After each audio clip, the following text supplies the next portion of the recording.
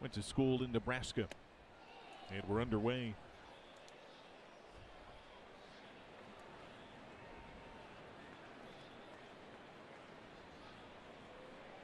And number at the bottom, the average against, certainly lights up a bit, Cowboy. Yeah, 24 hits in the first 3 starts he's had. 15 innings pitched, 24 hits. That doesn't normally compute to a 3.60 ERA. So somewhere along the line, he's made pitches with a whole lot of traffic on the base path. That's the second worst average against among men with 15 innings this year. But he's minimized walks. That's certainly part of it. It's only the second time that Matt McLean has hit leadoff this year. He did so in Game 3 of the campaign against the Giants. That's when he homered off Robbie Ray that day. He did not start yesterday, but drew a walk as a pinch hitter.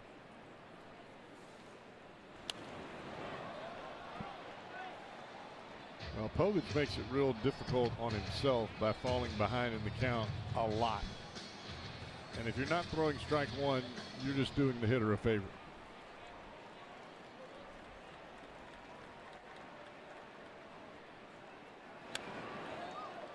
Fights off that fastball.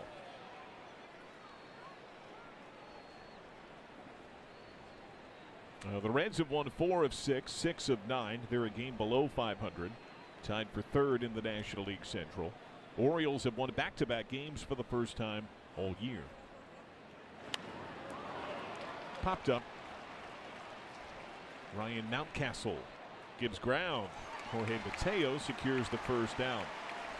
Full 9 from Rally House. Espinal bats 2. De La Cruz.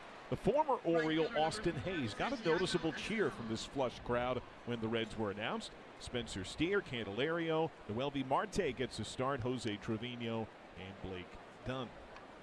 A lot of right-handed bats against this lefty in Povich.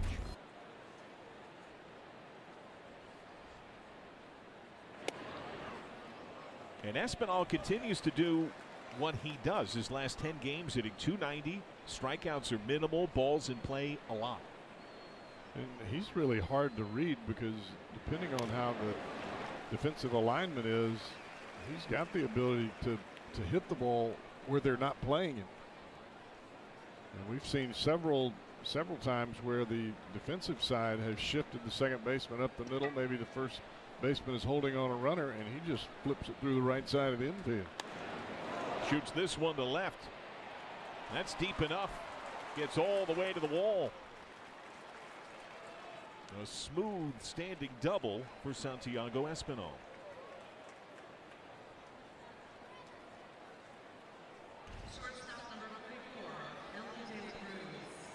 Breaking ball, had good break to it. It just stayed on the plate.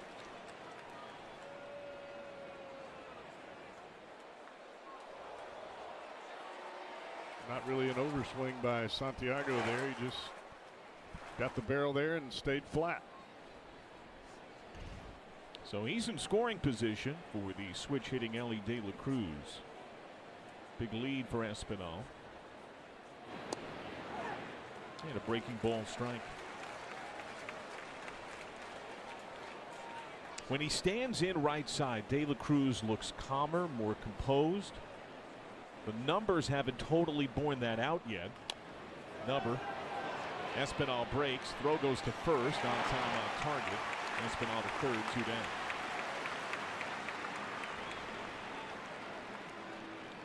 So here comes Austin Hayes.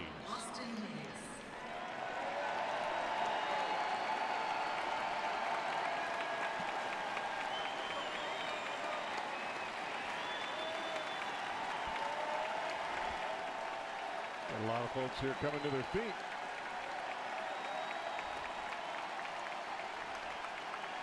His first career appearance against the team that drafted him, 3rd round 2016. Parts of his first 7 major league seasons in an Oriole uniform, an all-star in 23.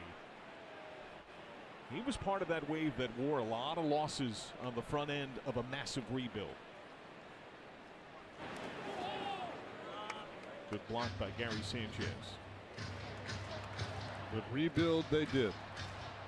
They have put themselves together Pretty good ball club over the last couple of years here in Baltimore. Most wins in the American League the last couple of years.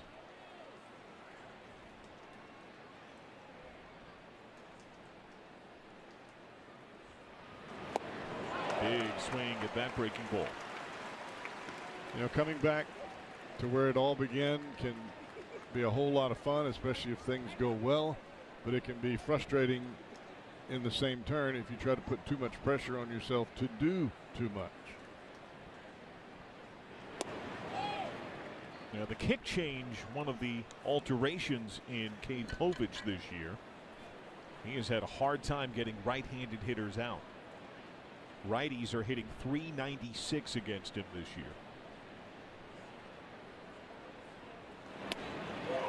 Beautiful backdoor breaking ball.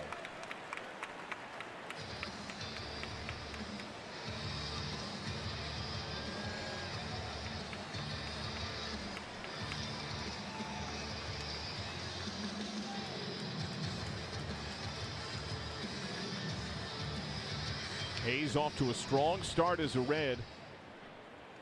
He's become the usual cleanup man quickly. Espinal off third. Strikes out on a sweeper.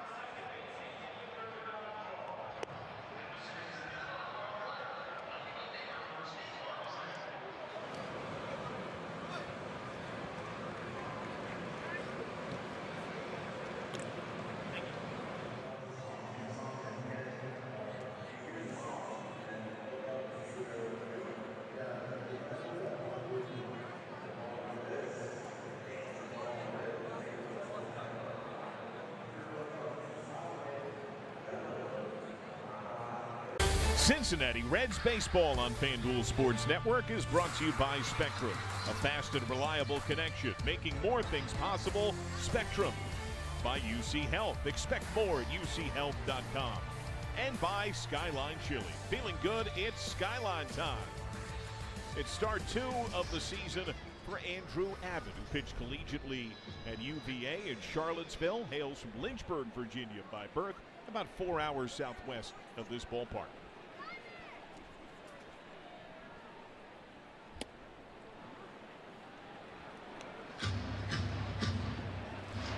I thought he handled things pretty well in that first start. He didn't let the adrenaline get too much of him.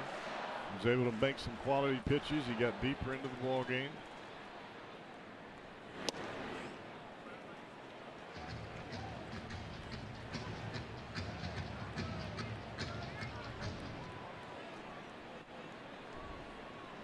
Taking on Adley Rutschman here, two-time All-Star. Just missed low with that changeup. But I will say this, I believe this is a much different lineup than the lineup that he faced the first time around of the Pittsburgh Pirates. 4-pitch walk. Their 9 brought to us by Rally House. Gunnar Henderson follows. Got his first homer of the season yesterday. Tyler O'Neill is back. His first action since Tuesday with a neck issue. Mountcastle Mullins. Westberg is 0 for 24. Gary Sanchez, Kerstad, and Jorge Mateo.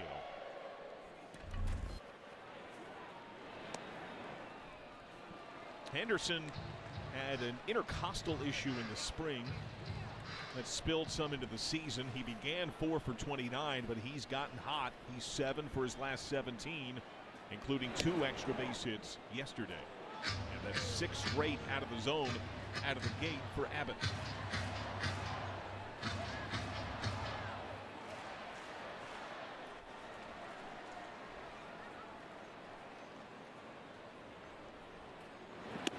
Upstairs miss.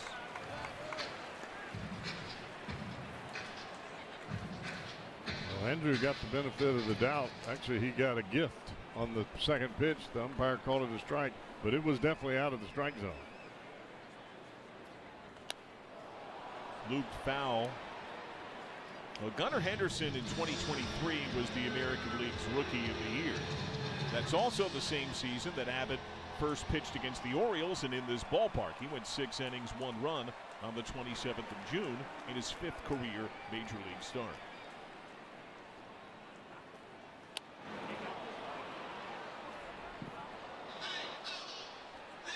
There seems to be a greater ease pounding that fastball into lefties for Abbott than to righties. Yeah, he pitches off of the third base side of the rubber. I know he's trying to work back towards that first base side so he can get right on top of the lefties, but he's creating an angle where he's throwing from now, and that allows him to not only run it in on lefties, but running it away from right-handed hitters. This is sent to left center. Hayes handles. 1 down.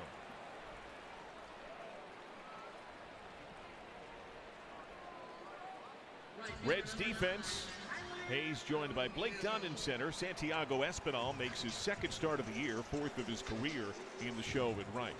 On the infield, Marte's back in 3rd. De La Cruz, McLean, Candelario, and Jose Trevino. Well, the outfield that the Reds have here today has not been an outfield that we have seen. They have not played together. Hayes has not been in the lineup. Dunn has played some center field. Espinal has played some right, but they've not played in tandem where they're playing together. So we'll have to watch the communication issues in case there are balls that you've got 2 outfielders coming together. Big rip for the former Cardinal. Tyler O'Neill, who crushes lefties. It's his first game since Tuesday. He began hot in March. 4 games, was 8 for 14, but 5 for his last 35 over a 10-game stretch. And he chases that bending breaking ball. First strikeout for Abbott, 2 down. First baseman number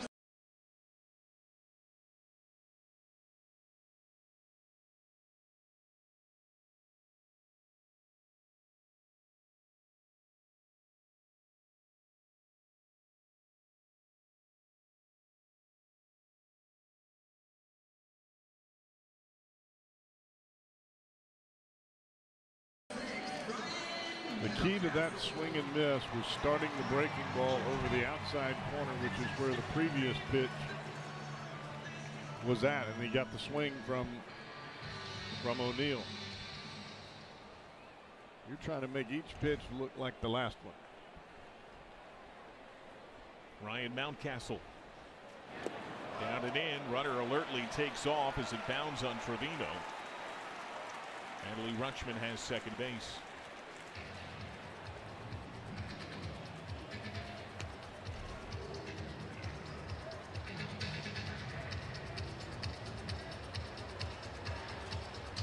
I'm surprised Trevino didn't slide his body to the left there to try to block that pitch. It looked like he was trying to glove it.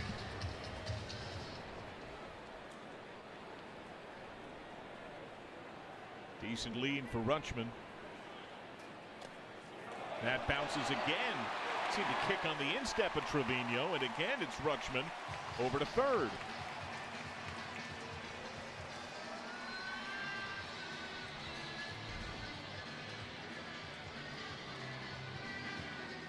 You can see again, instead of the block, it's the reach with the glove. And I know he's trying to catch that in the bottom of the net so that it can be presented as a strike, but you either have to catch it or block it.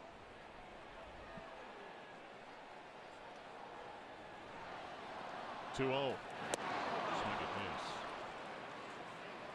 Mountcastle is the longest tenured Oriole. First round pick, 2015, out of the high school ranks in Florida. Set a rookie's record in 21 with 33 homers. And he is one of very few hitters in this Oriole lineup that hits left-handers well. These matchups with he and Andrew Abbott will be something to keep an eye on.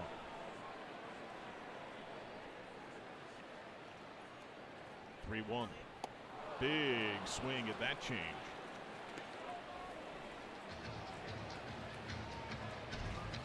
Well, you talking about coming unglued. I think he thought he had himself a fastball and he let her rip. Didn't quite get there on time.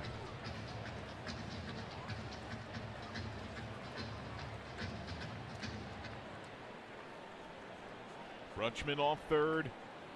2 down, payoff. Struck him out. Successive change-ups and back-to-back Ks for Abbott.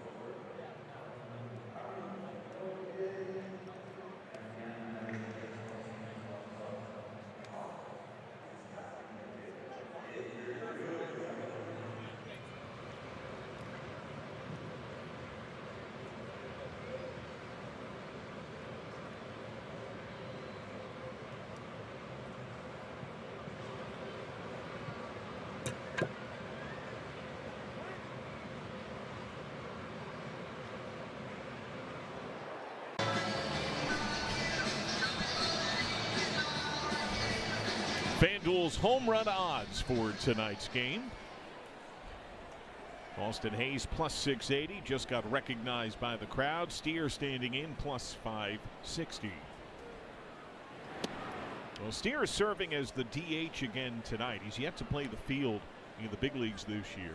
But Terry Francona has said that's close. He doesn't want to put a timetable on it, but recognizes that Steer, not the most comfortable serving exclusively as a DH, trying to fill the void of that time and of possibly some positivity that can come from being in the field. Yeah, I think, and part of it too, I think when you're used to playing every day, it's that rhythm of coming in from the field and kind of staying hot rather than coming back into the dugout and just waiting until the team comes off the field. Sometimes you're waiting for 2 or 3 innings before you get back to the plate. 3-0 is away, and there's a 4-pitch walk.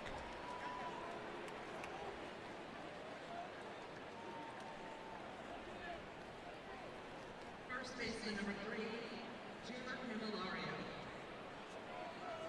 So Steer, who does not have a steal yet this season, but had 25 last year, he hasn't been on base a lot, is on for Jeimer Candelario, who's been in a season-long tailspin at the plate. Hitting 117 on the year with an OPS just over 400.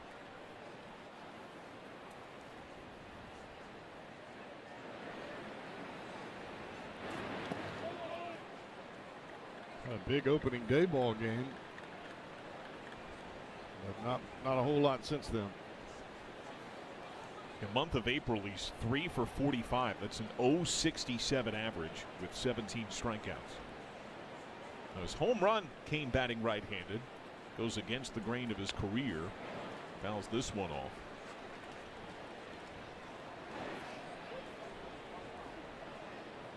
Now in his defense, you look at his career performance. His March-April numbers have largely never been good. By the time May comes, that's often when he starts to hit better. And that's something the Reds saw last year. Before he got hurt in June, there was a 2.5-week stretch. He was the hottest Reds hitter.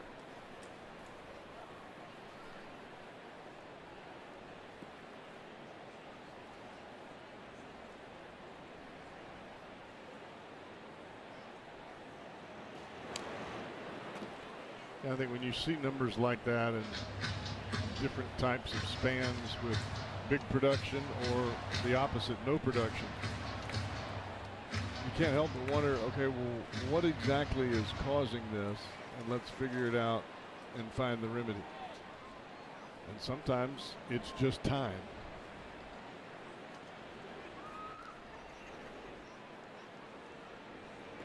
First check on Steer. Gary Sanchez is the backup catcher, but he's starting tonight.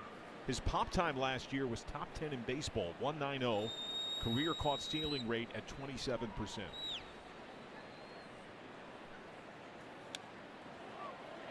Well, I think from an Orioles perspective, when you look at the numbers of Adley Rutschman last year early in the season, there was a lot of time he was carrying this club offensively. But you fast forward that to the last 2 months of the year, it was anything but. And I think you have to take into consideration as a catcher, it's all the wear and tear and the beat down on the legs, squatting behind home plate, because Rutschman plays a lot. And you may very well see a lot more playing time for Gary Sanchez and a lot more designated hitter time for Adley Rutschman. 2-2 again, struck him out.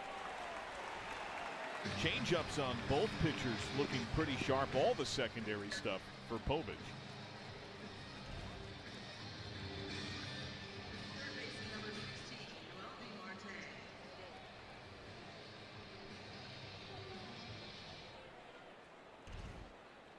Noelvi Marte gets his first start on his second go-round this year in the big leagues.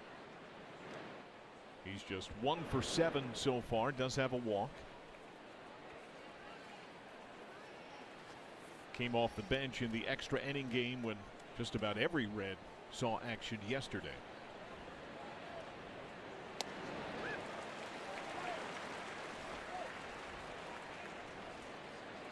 Yeah, to your point, by the way, Adley Rutschman last year, when he was the catcher, hit just over 230.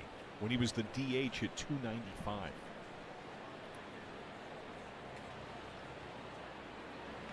Grounded double play ball to second. Mateo feeds Henderson. They turn 2. Lead off walk. Minimum base inning.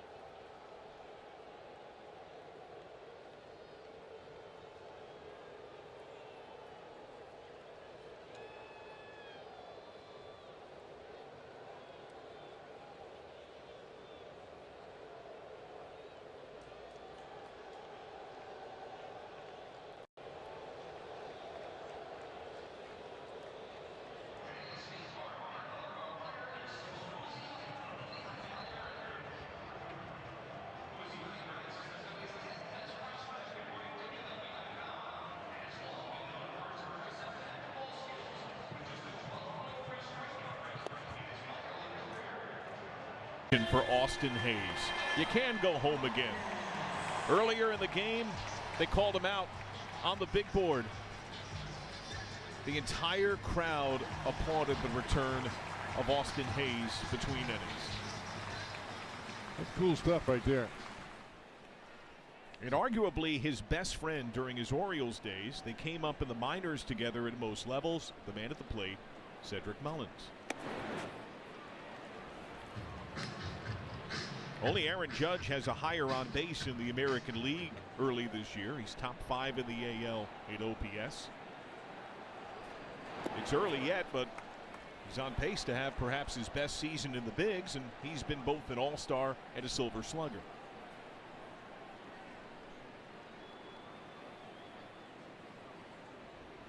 Noelvi Marte cheats on the grass at third. And once upon a time, Cedric Mullins was the leadoff hitter for these Orioles, and he has phenomenal speed as well.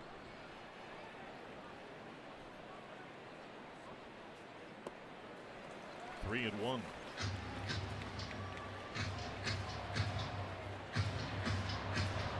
Orioles have shown a lot of patience this first time through against Abbott.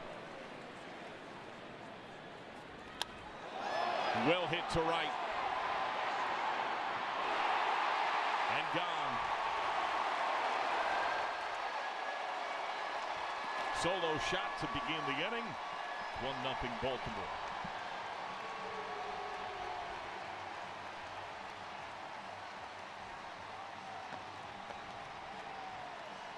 To be honest with you, partner, I didn't see that coming.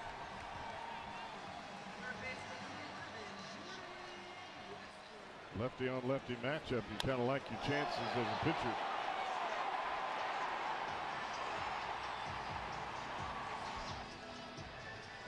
The one thing Baltimore's done is hit the ball hard. It hasn't produced results consistently yet.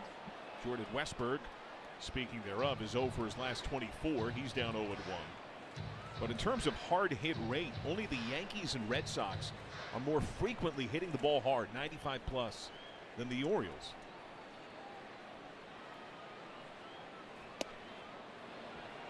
Just off the plate away. Both of these lefties really trying to wear out the outside corner to the right-handed hitters.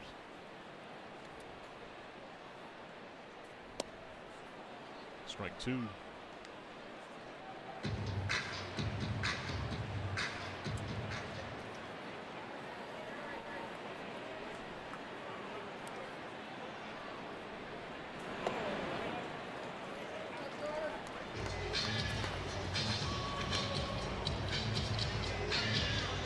In his first start this season, Andrew Abbott showed his new pitch, a cutter, that he leaned on a lot in his 2 rehab starts at AAA. He threw just twice against the Pirates.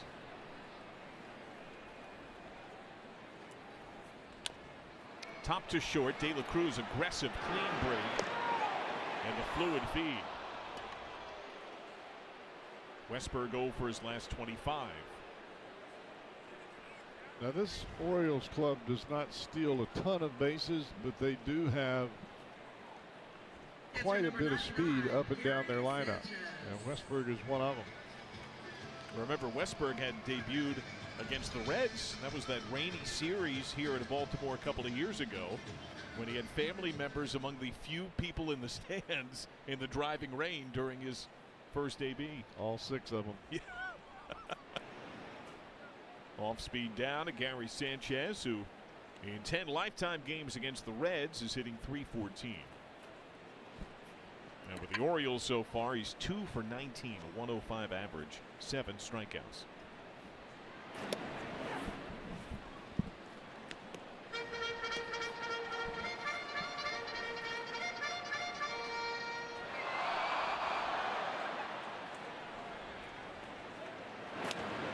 Popped him up. Trevino, no play.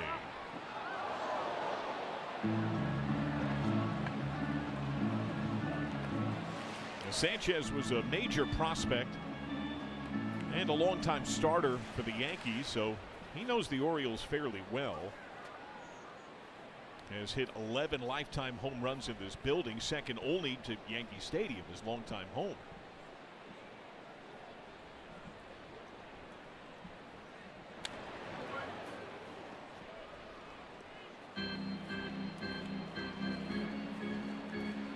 He came up as part of that prospect drive that took the Yankees to the LCS against the Astros. Teammates in the minors at multiple levels with Aaron Judge and Gleyber Torres, Luis Severino.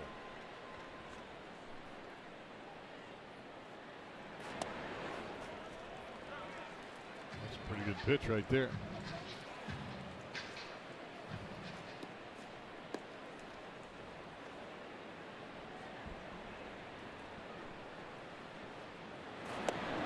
Big rip at that sweeper.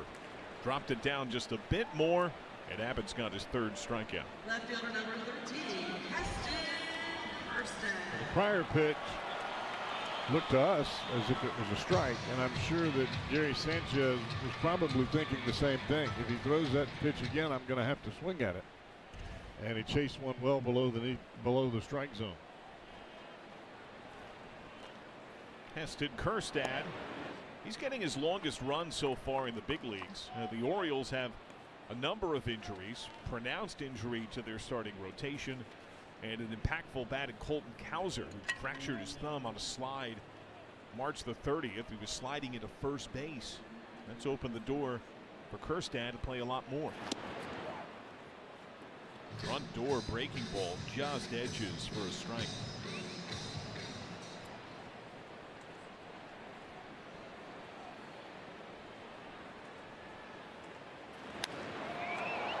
To left field, Hayes into foul ground.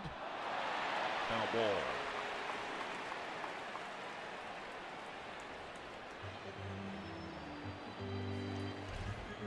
You got a left-handed hitter, the ball is going to fade towards the seats.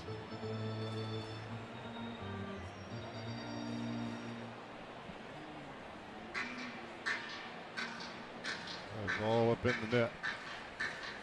You can see him shaking his hand. Our view there is obscured some, but his fingers, I'm sure, got in that netting there.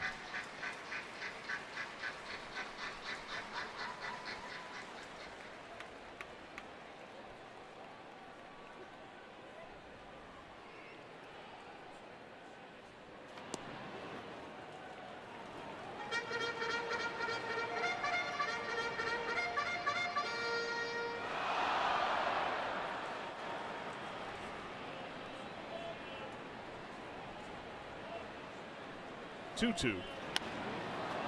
Down that left field line again. That's into the seats. Foul.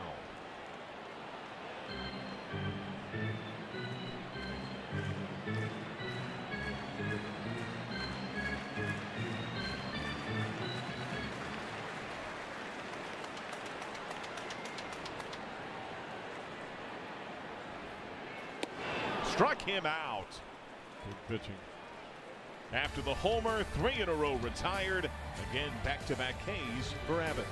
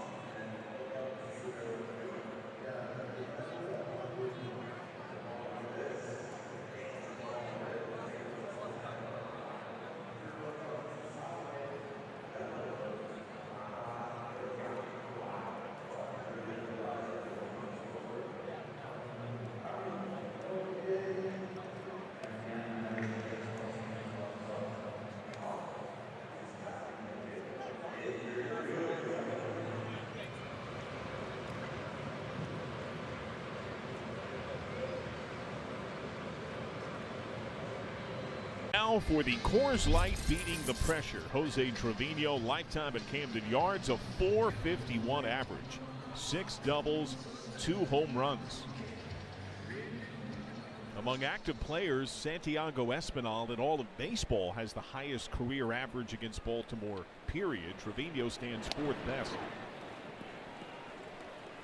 Takes a breaking ball strike.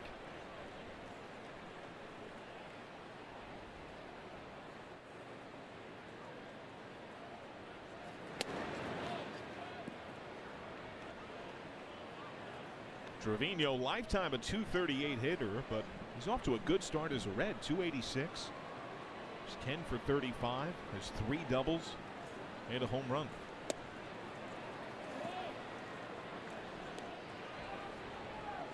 And you were on it, Cowboy. Both these lefties tonight are trying to live just on that edge away to right-handed hitters. Trying to see how much they can lead umpire Junior Valentine out that way and still get a strike call.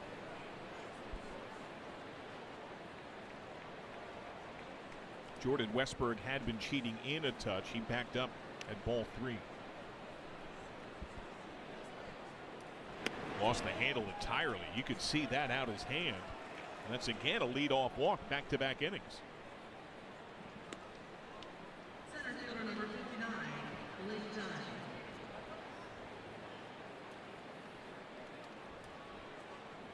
Do you bunt Blake Dunn?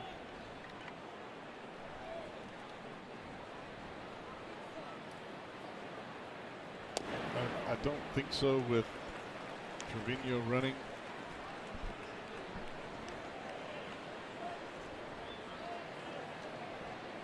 I think he's trying to hit the ball through that right side, that hole on the right side of the infield.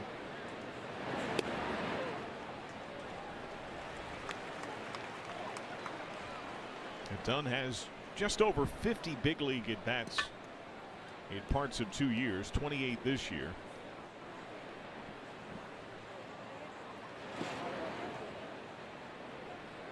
And strikeouts have been a concern. He's hitting 143. He's also struck out 13 times in 28 at bats.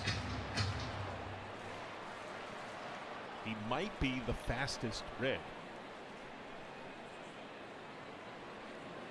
Light lead for Trevino, who's leaning back toward first.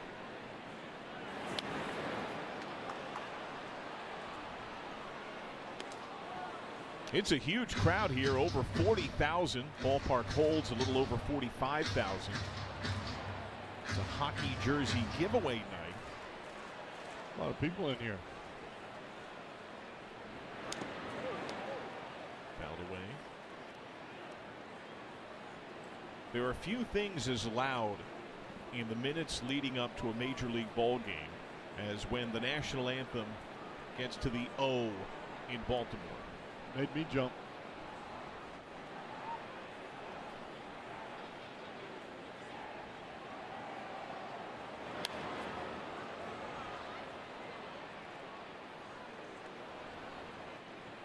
Well, Dunn fighting off some pitches here.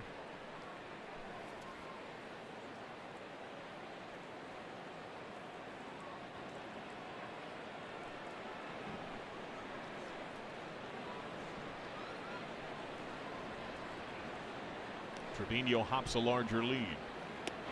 Snap throw down. He's back in safely. And that's not Trevino trying to actually take off. He's trying to grab the attention of Kate Povich.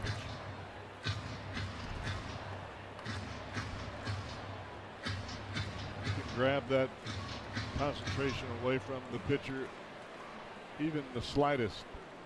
He could make a mistake. Benefits the hitter. Grounded left side and through, base hit. Trevino up to second. Blake Dunn delivers the single. 2 on, nobody out. So when you're trying to take the left-hander the other way and you're staying back, you're letting the ball get deeper and deeper to the strike zone. That's what allows him to get right on that breaking ball and pull it through the left side of the infield. If you're up there trying to pull the fastball, you roll over that and hit a 3 or 4 hopper to the third baseman, and the outcome is probably a little different. Matt McLean.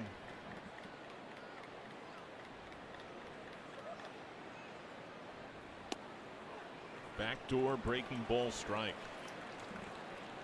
It's a free strike every time if you can land it there.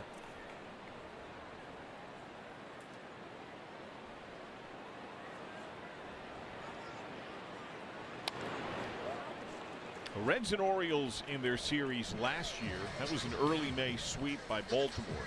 But the last time they met in this building, the Reds took that series 2 out of 3.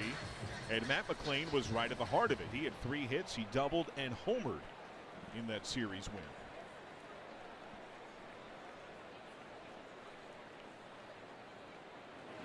And bounces blocked by Sanchez.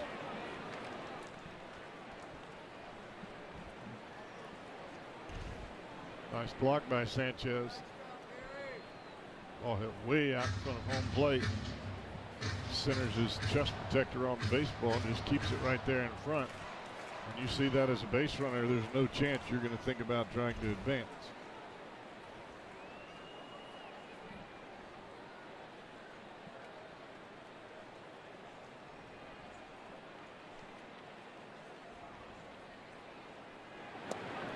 Struck him out.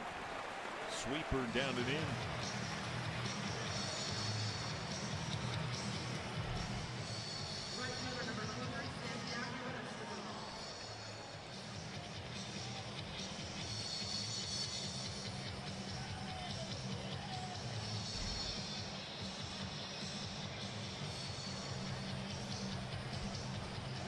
Santiago Espinal doubled to left his first time.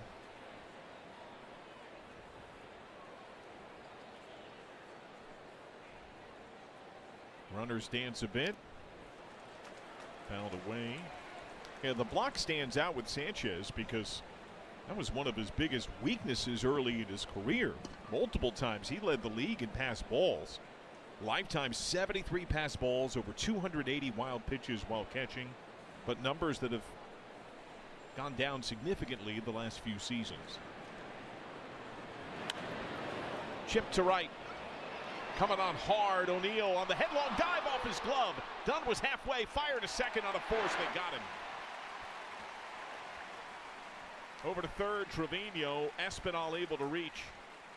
Well, the problem that Blake Dunn had there, if you go halfway and he catches that ball on the dive, you're a dead out at first because of the proximity of where O'Neill was diving for the ball. If he misses it, you're still out at second base because it's a force. You're just kind of in no man's land there.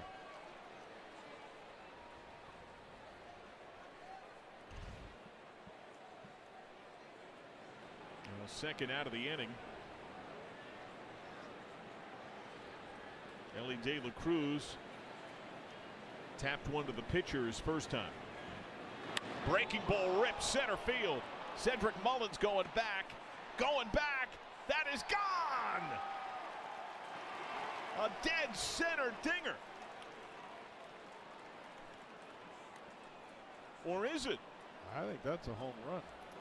Now De La Cruz remains at second base. The entire Reds dugout is saying challenge. There are index fingers twirling for all those Reds down there. Here comes Terry Francona.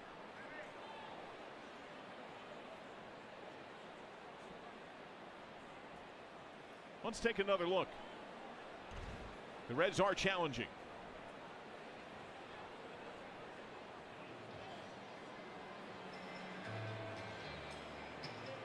It looks like it spun over that wall. That's off the top there. Did that spin keep it in? Right off the top of the wall. That concrete that's right behind the padding. Bet you couldn't do that again in a million years. The angle and spin to have that ball not clear. Hit right between the pad and the concrete and bounce straight up into the air. Now right now De La Cruz is the only man on base. He stands at second. Trevino scored easily. Espinal had come around. So the Reds would have the lead here.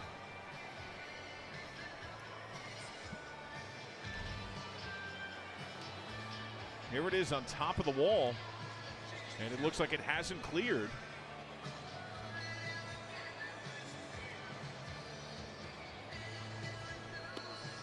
Is that going over the padding there?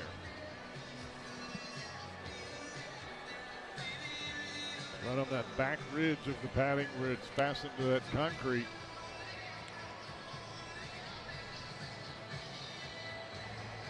Have you ever seen a ball hit like that? Yes, I actually have. I just don't remember a ball hitting like that and coming back into the field of play. Right.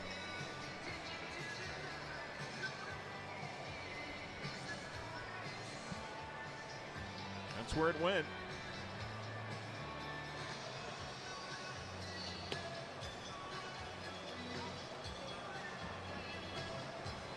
And the replay center back in New York. That's a tough angle to have for anybody. I think it's going to stand as a double. Here we go. After review, per the ground rules, the ball hit. It's a home run. It is a home run for De La Cruz. It's 3-1 Reds. How about that? That's a big break for the Reds.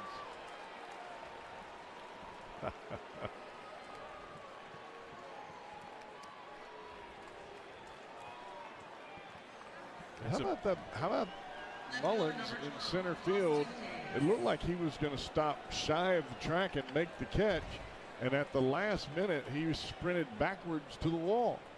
Ball must have had a little bit of carry to it. Ellie's pump. That's a big 3-run homer. Ball one to Hayes, who has struck out. And that's a home run. Batting right-handed. He had that grand slam right-handed. Every successive big moment he has batting right-handed, the more proven his balance. That's going to ripple the entire lineup. It's going to impact how opposing managers use their bullpens late in games. It's going to open more opportunities for guys like Hayes and McLean. That's a big deal.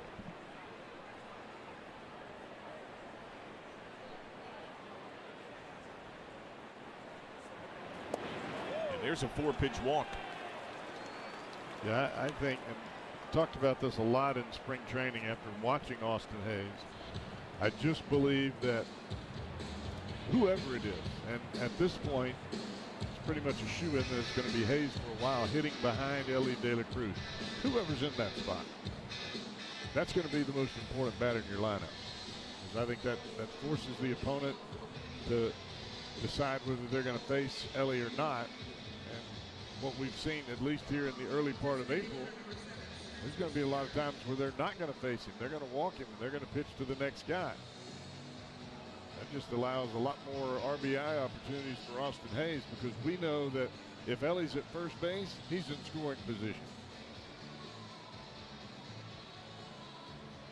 Pitching coach Drew French out for a chat. He had been the bullpen coach for the Braves, joined the Orioles in advance of last year. Can the Reds tack on? 3 runs in. Now Hayes is on. Steer walked on 4 his first time.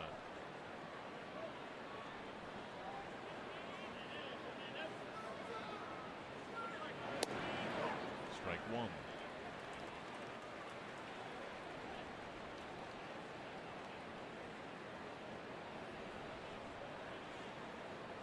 Steer was the only Reds position player that did not see action yesterday. Did have a base hit the day before and scored a run against Seattle.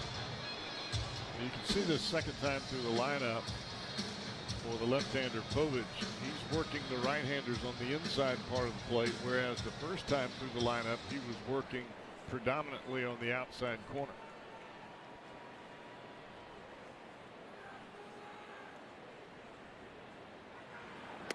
Way up, snap throw. Hayes back in safely.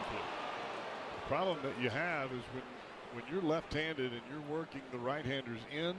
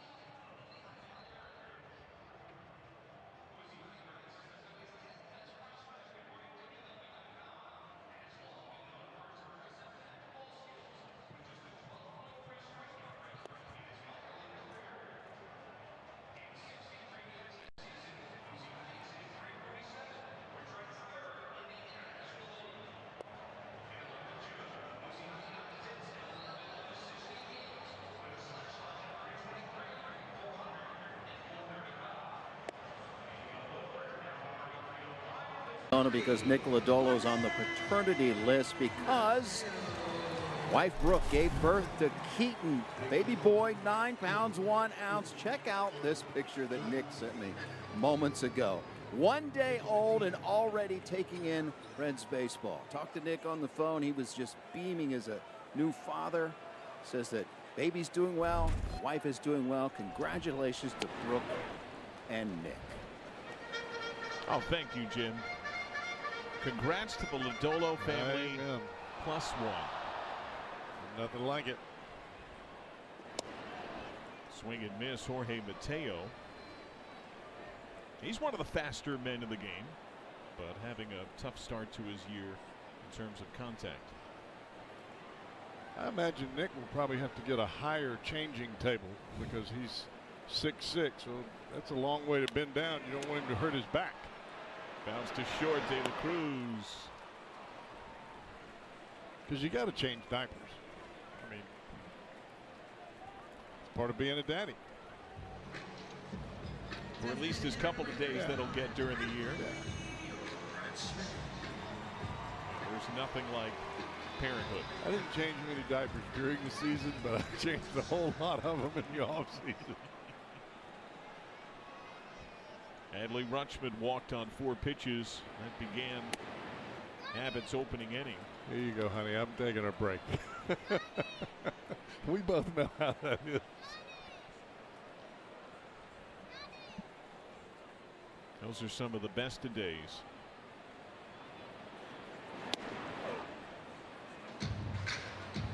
That was a fastball that Abbott seemed to really get on top of. Driving that ball right to the outside corner.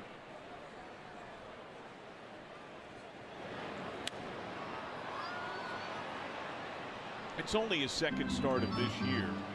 What jumps to you? What are you noticing about this 2025 Abbott so far? Well, more than anything else is the effectiveness of the changeup. We saw predominantly high riding fastball, breaking ball in his initial 30-40 starts in the big leagues. Well, we're starting to see more changeups and more effective changeups, and that's just evolving as a pitcher. You know, I'm sure there are some folks that will say, well, he's not throwing 93, 94 every time like he was before, but I would counter with, yeah, but 91 where he's putting it right now, I'll take that all day. Like that.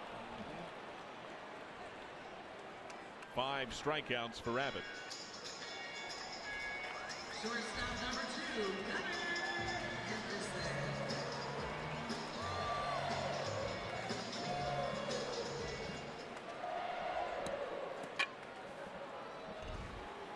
Gunnar Henderson.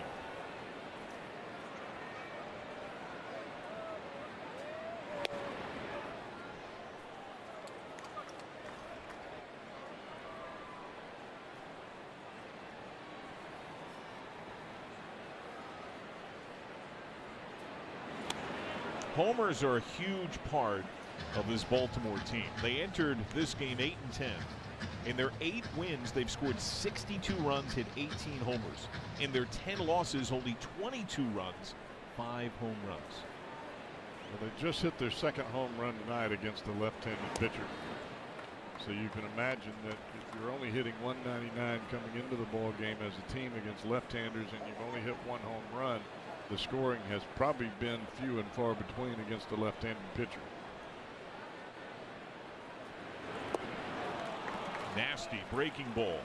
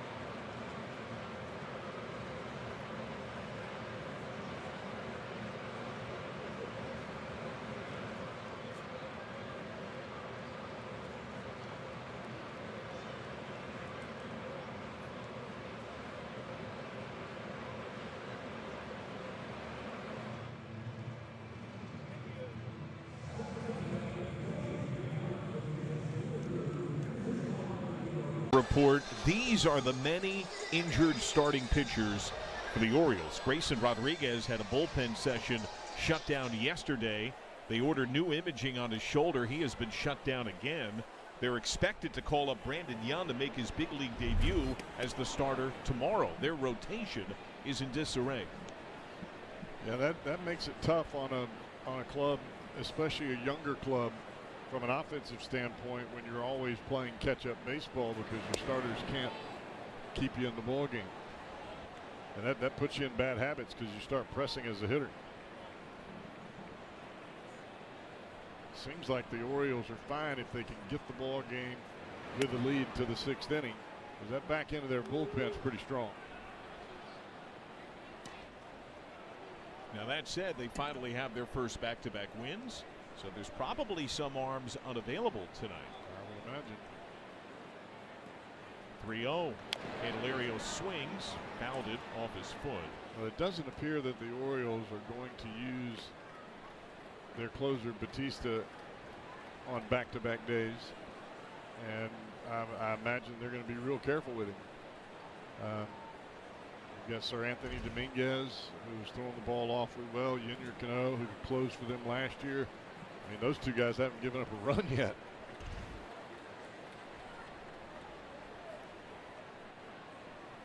Three-one, high fly, deep center. Mullins in steep retreat, and that is gone. Jeimer Candelario connects on his second home run of the season, both right-handed. And the Reds tack on. It's 4-1. Well,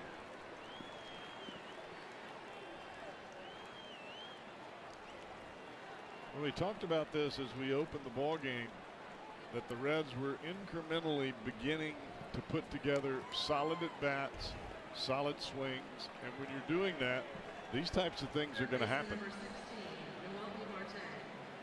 That's not every at-bat and every swing, but then again, who is? Noelvi Marte has bounced into a double play. It also continues a running theme, Cowboy. Not only has Povich had a lot of trouble with right-handed hitting, he's had trouble beginning innings. He went 3-ball count on McLean, got him to pop up. He walked Steer on 4 to begin the second. He walked Trevino to begin last inning. It's Marte here, but he fell behind 3-0 at Candelario to unleash his back-to-back swings and homers to center field. Well, that's what I was talking about at the beginning of the ball game, that more times than not, Povich is his own worst enemy by falling behind. And, you know, I'm just a big proponent of, regardless of what your stuff is and how you feel on a given day, if you're going to give up a home run, give it up on the first pitch. Go right at the guy, because once you get ahead, then you can begin to expand and you can trick the hitter a little bit. But if you're 3-0 and 3-1, 2-0, 3-1 every time the hitter comes up there, he knows you've got to throw whatever that pitch is you're throwing. It's got to be in a certain area or he doesn't have to swing. And with that in mind, the #1 ranked team in baseball early this season, first pitch strike rate, Cincinnati Reds. Cincinnati Reds, 65%. Well, that doesn't mean you get out there and throw the first pitch right down the middle. That's not what I'm implying here. I'm implying get ahead in the count. Oh, that's a fair ball. Tomahawk by Trevino. Kicks off the wall to Kjerstad. And Trevino has another double. You know, we've seen this enough now to know that the ball that is elevated and close to Trevino, that seems to be the one that he can handle. And you're right, that was definitely a tomahawk job. That was up and up and in. He's got 4 doubles to begin the year.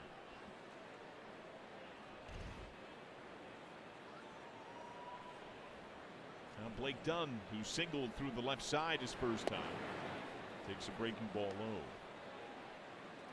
Trevino's now hitting .306.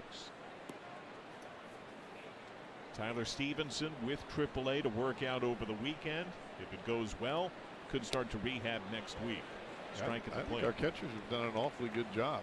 Austin Wynns has had some great at bats, and they've both done very well behind the plate.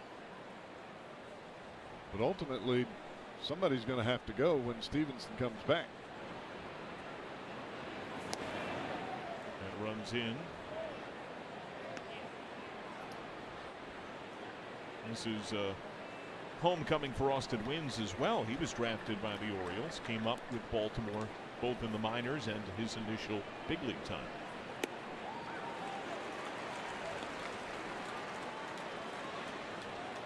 Get a chance to see his one-time stomping grounds.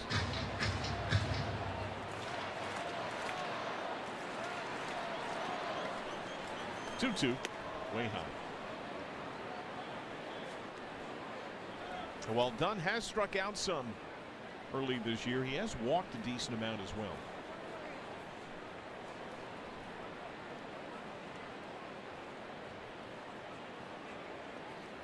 Payoff.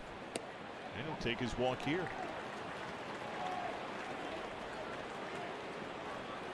Brief word from Miami Valley Gaming. With so many lucky winners around here, you want to get down to Miami Valley Gaming. Get ready to get lucky. In his first 3 starts, Cade Povich issued 3 total walks. He just issued his 4th walk of the night, and he has 2 on for Matt McLean.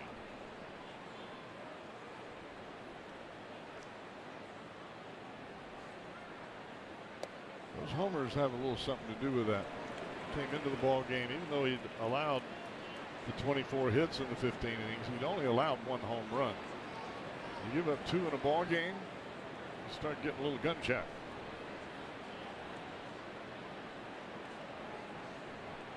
Oh, 1.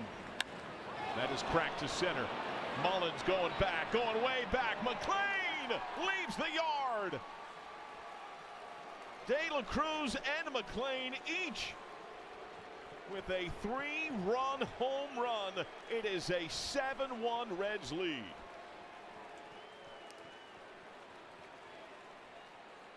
Nothing better than to get that energy flowing in the dugout and locker room when you've got offense up and down the lineup. It's only 1 or 2 guys that are hitting. They're the only happy ones. You got 7 or 8 guys clicking. That starts to get fun in a hurry. That's McLean's 4th homer. That's his first, though, since his IL stint. He had 3 in as many games, straddling the first 2 series of the season. Espinal has doubled. He's reached on a unique force, essentially fielder's choice, and scored. That was the missed ball by a diving O'Neill off his glove when Blake Dunn got forced out at second. Otherwise, he's got a base hit. Yep.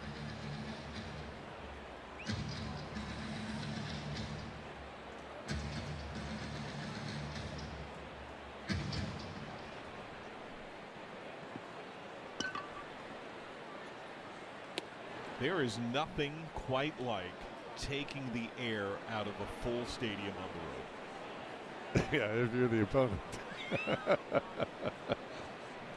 The silence that builds to a slight murmur. And that McLean home run has changed the energy in this stadium. Don't give him anything to cheer about.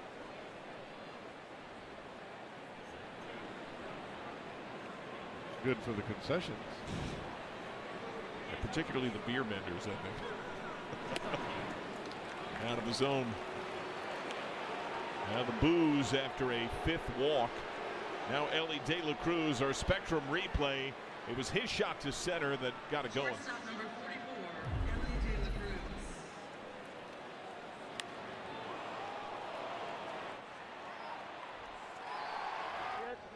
It's a home run. Had to go to a challenge, was initially ruled a double. Scott Blewett now warms in the bullpen.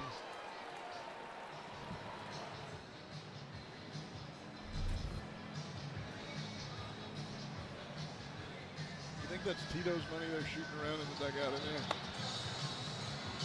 I think he's made his share coin over the years. He can help him out. Alongside Mike Napoli there, Derek Johnson in the background. You know, Tito's been such a treat Might be Napoli's cash. He made some bank in his playing days. Well, the Orioles infield comes in. They work some time for Blewett to get ready. And Brandon Hyde asks for the ball. That's it for Povich. It's a Skyline Chili call to the bullpen.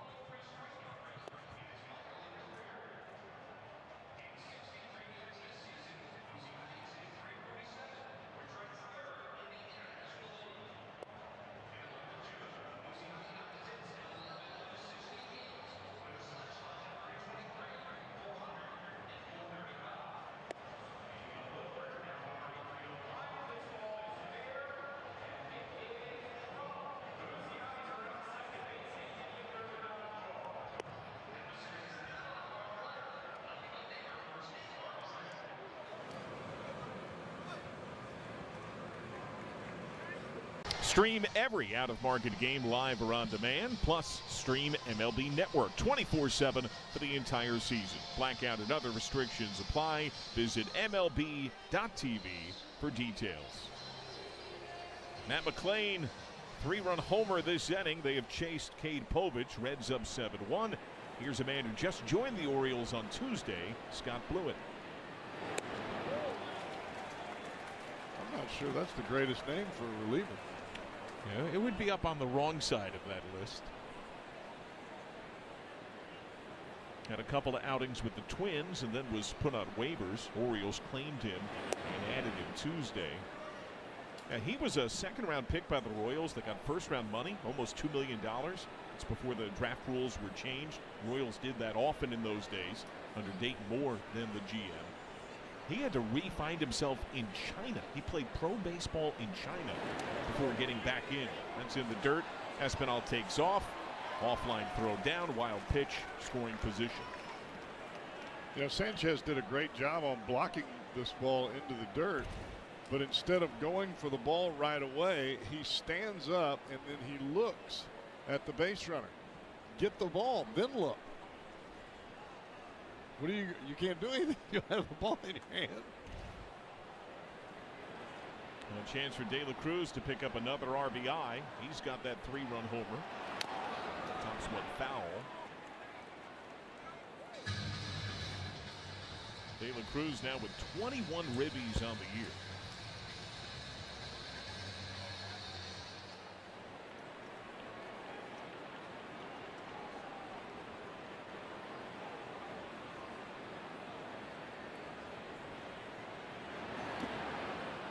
Full count. Okay, Ellie has done a lot of damage both left and right-handed this year on breaking balls that end up being strikes. And we saw him chase a lot of breaking balls last year, but the breaking balls he's laying off more and he's hitting breaking balls that are in the zone. It's an underrated part to me still of his game. If you really watch him every day and then look at the stats that back it up, his knowledge of the zone, with as huge his zone is excellent. He has gotten increasingly discerning and accurate every year.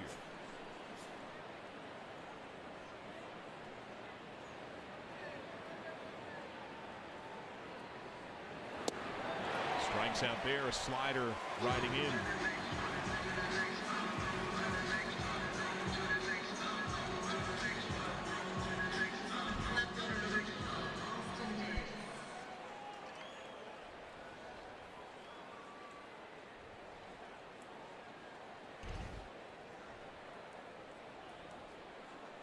Austin Hayes. He has struck out and walked so far tonight. Good rip, knocked down by Westberg's glove. Espinal stops at third, no play for the aiding Henderson.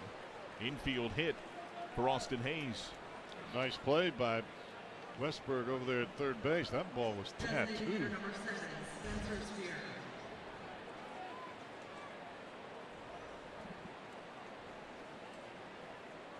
That's the second hardest hit ball of the game. The Candelario homer that was smoke. Is the only ball hit harder. He hit that harder than the McLean and De La Cruz home runs. 105.5. Spencer Steer has walked and struck out.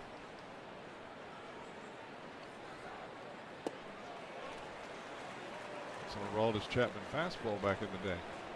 105.5.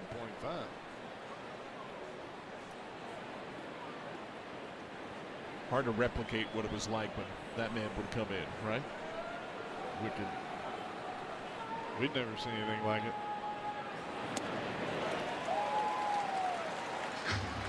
That slider pretty sharp there for Blewett.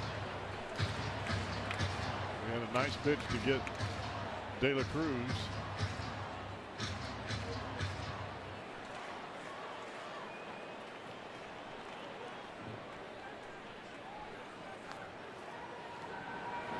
Struck him out. But all 9 Reds come to the plate, and they put 4 on the board. Home run out the gate for Candelario. And then Matt McLean helps the Reds pull away in the middle innings.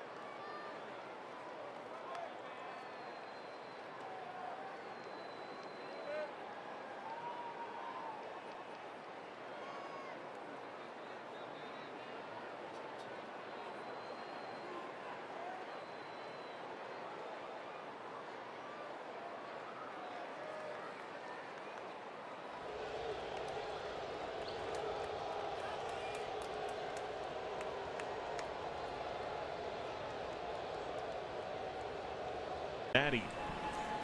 Bottom 4 in Baltimore. Tyler O'Neill. Big cut. Down 0-1 to Andrew Abbott. Abbott struck him out swinging his first time. And he uses his timeout early here.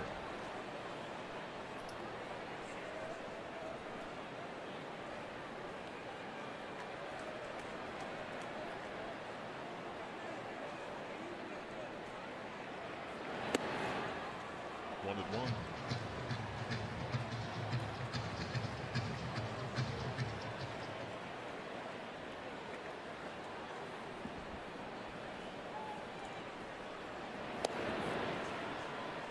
That changeup does miss bats, shows a lot of deception. Great arm action, throws it out of the same slot as the fastball, and I think his breaking ball comes out of that same slot as well. If you know a pitcher has 3 different pitches that he's throwing for a strike out of the same slot, you have to slow down a little bit and let the ball get deeper, and that's a lot of times when you get beat with a fastball.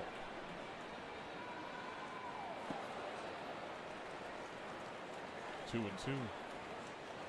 But you watch Andrew as he kicks his knee up, that front shoulder closes. It's almost like he's taking the back of his right shoulder to the plate and then delivering the baseball. So he hides the baseball well. And when you hide the baseball, it gives the appearance that you're throwing the ball harder because the hitter doesn't pick it up as soon. There's some guys that throw 97, 98, but you see the ball right out of their glove. It's easy to pick up, and they get hammered. Payoff. Looking. I mean, that's a 92-mile-an-hour heater, and you couldn't have placed that any better if you just walked up to the plate and set it up there.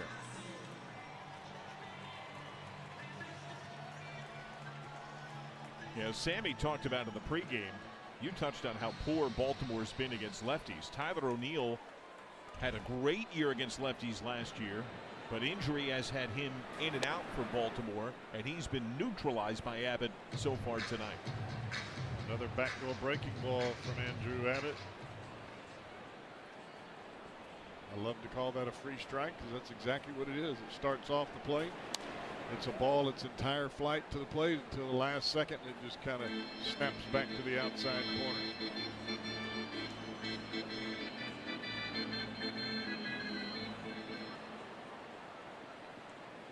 Ahead 0-2. Mountcastle strikes out. That's 4 straight strikeouts as Andrew Abbott is firing a dominant one-hitter. Center fielder number 31.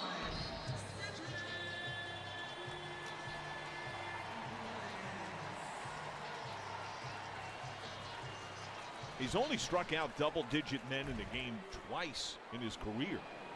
It's the 4th inning, and he's got 8 strikeouts. The only hit was the homer by Cedric Mullins. And he's only thrown 1 pitch above 92 miles an hour. So it's not like he's just shoving it down their throat with fastballs. He's pitching. Mullins pops this one up. De La Cruz takes command. Another 1-2-3 inning.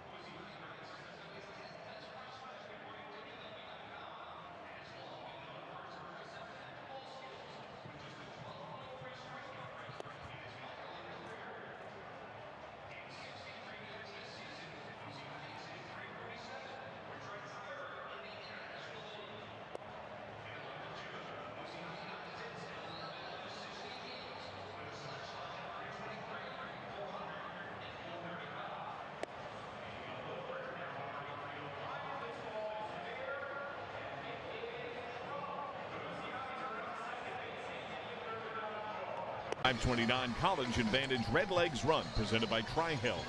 Reds fans of all abilities invited to run, walk, or roll across the finish line in GABP. Proceeds benefit the Reds Community Fund. Register now, reds.com/run.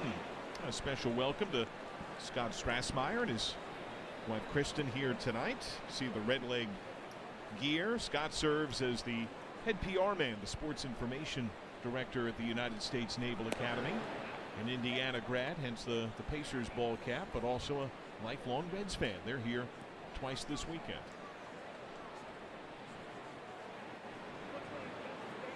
Jamer Candelario homered his last time. Here's a fly ball to left.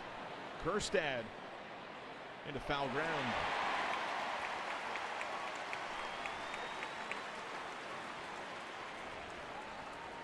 I thought for a moment Candelario was going to test that new ball out there in left field. Just didn't quite get it deep enough.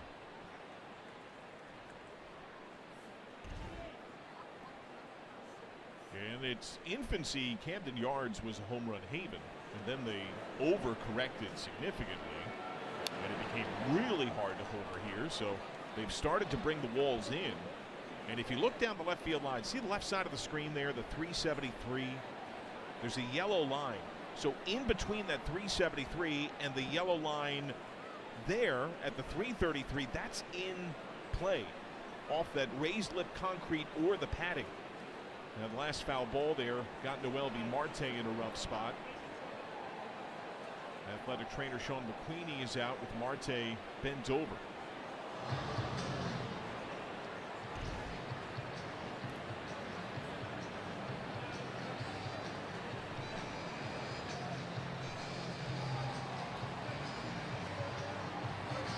Understandably needs some time.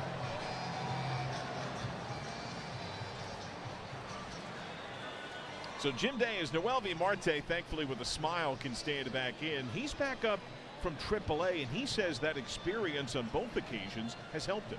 Yeah, particularly the one in spring training where he did not make the club out of spring training. He said it grounded him, that he needed it. And let's face it, we all need a kick in the you-know-what now and then, or even a reboot, yours truly included. So he said it was good for him, including both stints. And he's seemingly a different guy. Change your perspective on things, it can change the way you play. I appreciate that, Jim. Couple of outs on the ground for Marte tonight. It's amazing what perspective does for all of us, regardless of what the subject matter may be. 2 down.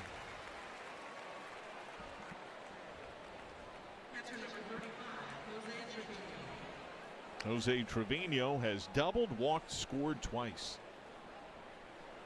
This will be the third consecutive inning that Trevino has come to the plate. That should tell you what the Reds have done in the third and the fourth inning. Sharp ground ball that is through, base hit. He reaches for a third time. They still don't have him out. I came to the plate 3 straight innings, got on base every time. That's a heck of a night. And by the way, he is catching this one hitter. One hit granted a home run, but so far this is one of Andrew Abbott's best pitched games.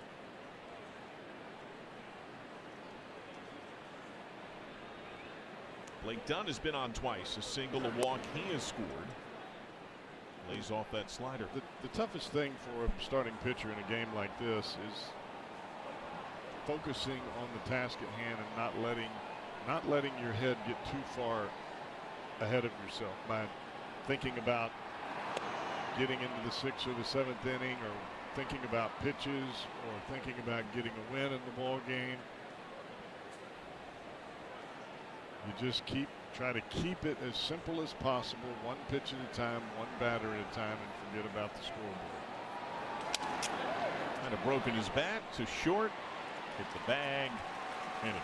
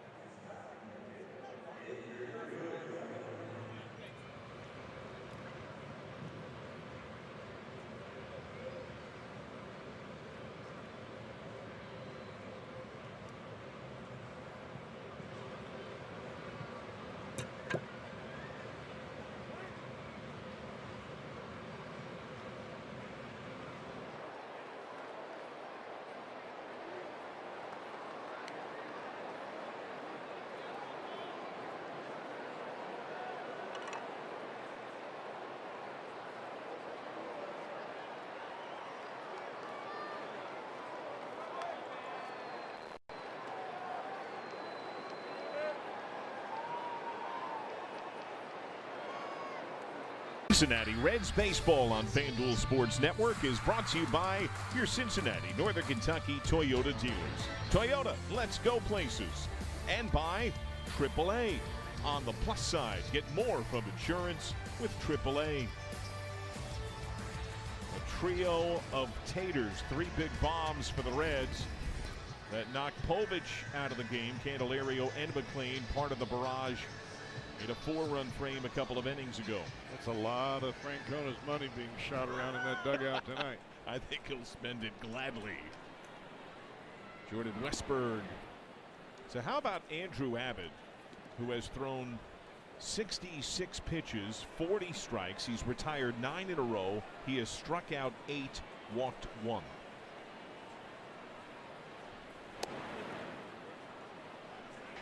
He's been able to dot that outside corner with some pretty good regularity, not only with the fastball, but the changeup and the breaking ball as well.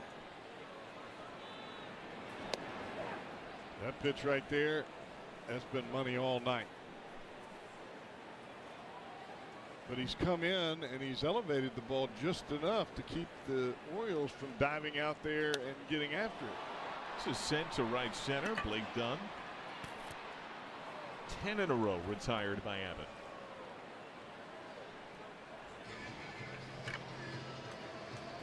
Catcher number 99, Gary Sanchez.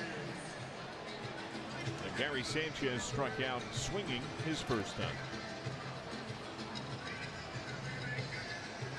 A well-located fastball is still the best pitch in baseball. Even in an era where hitters are hunting fastballs like it's going out of style. One of the coolest things about this job, Cowboy, is getting to be in the room when great baseball minds and talents are talking. And before the game today, the Hall of Famer who lives next door, Jim Palmer, stopped into our booth. And the two of you talked pitching for about 45 minutes. It was I'm not in amazing. his category, I can tell you that right now. But it was fun talking to him. I'm glad he stopped by. That was pretty cool for me too, I'll just be honest with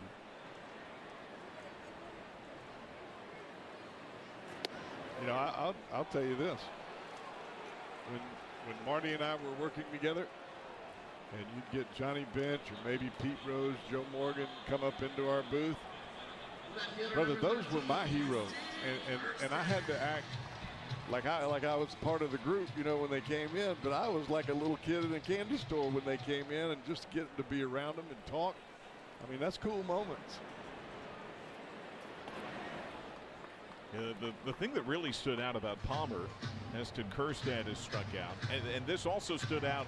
We were here 2 years ago. There were several long rain delays, and he held court in here with Chris Welsh. His recall is absurd. Yeah. The detail from 60 years ago. The man is brilliant. Counts, scores, names, situations.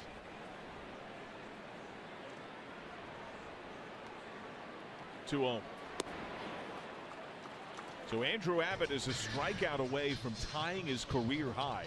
He has whiffed 9, and he's trying to put a bow on the 5th inning at 75 pitches.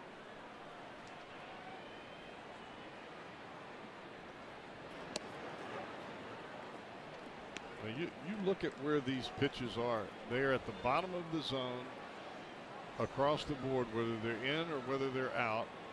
Glove side and arm side. Bounced up the middle. De La Cruz, great break on contact, but he falls down. The cleat gave way.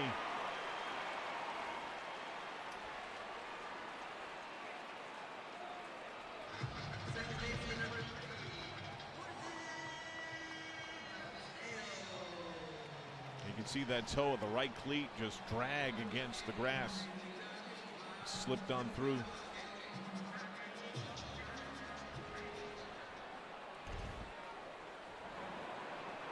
That's only the second hit surrendered by Abbott. Jorge Mateo is grounded out to short.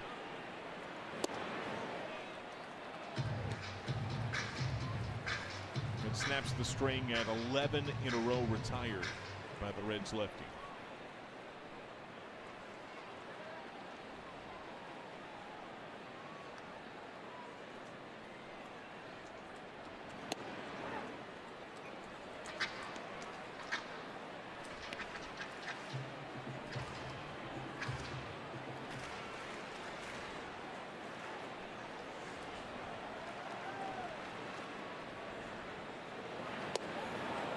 Big rip.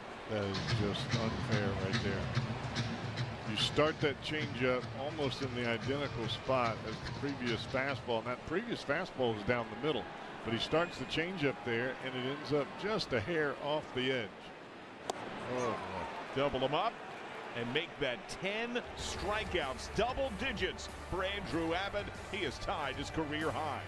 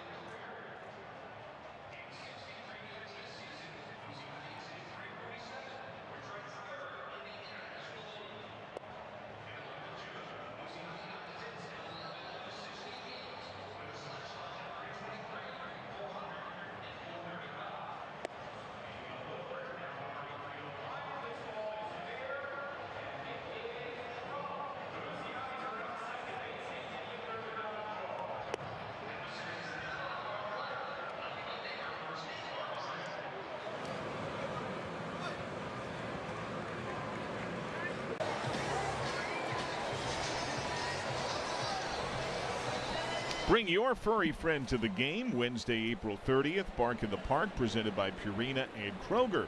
Ticket packages with pet activities, samples, and more. Get your tickets now. Reds.com/bark. It was Bark in the Park night here on Wednesday, and Jackson Holiday went deep, dedicated the home run day. Went deep to his dog, his Bernedoodle, named Coconut. Did you say Bernedoodle? Bernedoodle. I wonder what that looks like. Adorable.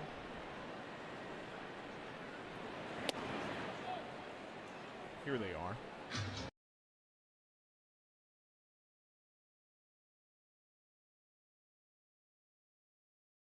Matching unis, Cowboy. It's a good looking dog.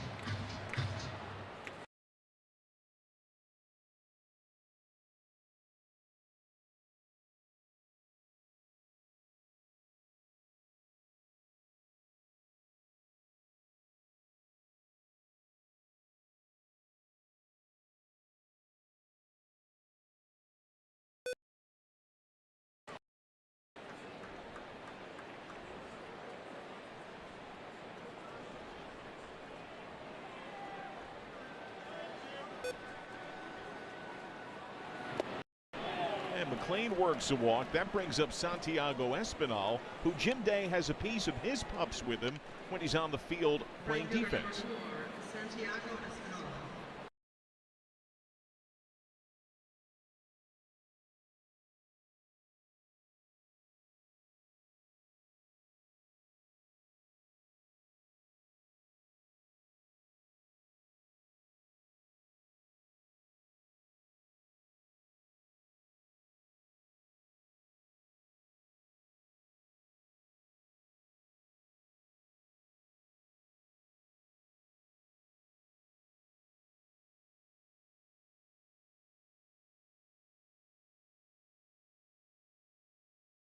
And in the offseason would like to actually get involved with some shelters and donate and give his time as well. So furry friends in the field.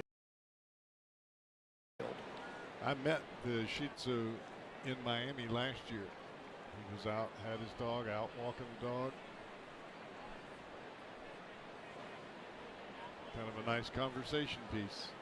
19-year-old puppy. Ground ball, that is through, base hit. And Matt McLean up to second base. Santiago Espinal walking the dog. Tell you, we were talking about this earlier. You give him that opening with the first baseman holding the runner, and he will hit it through the right side of the infield. Just great awareness. When you hear anybody describe Santiago Espinal that's been around him for any amount of time on the field, he's just a ball player. He's going to play wherever you put him, and he's going to give you a grade A effort. And he can flat execute. He's now hitting .277 this year. Ellie De La Cruz, 3-run homer tonight. Elevated miss. So he gets his second look at Blewett, who struck him out on a slider riding in after De La Cruz had worked a full count.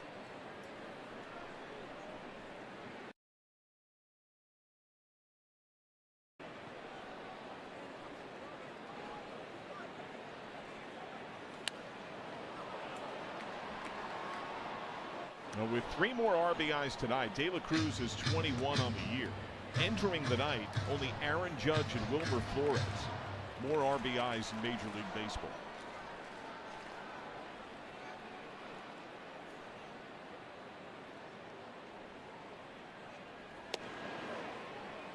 Strike 2.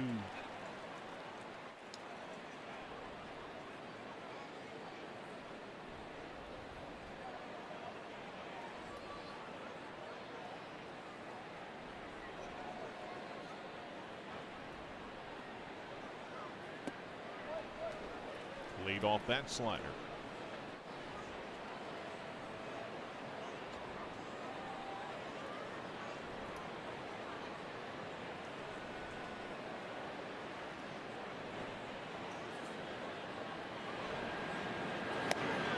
And strikes out of the fastball.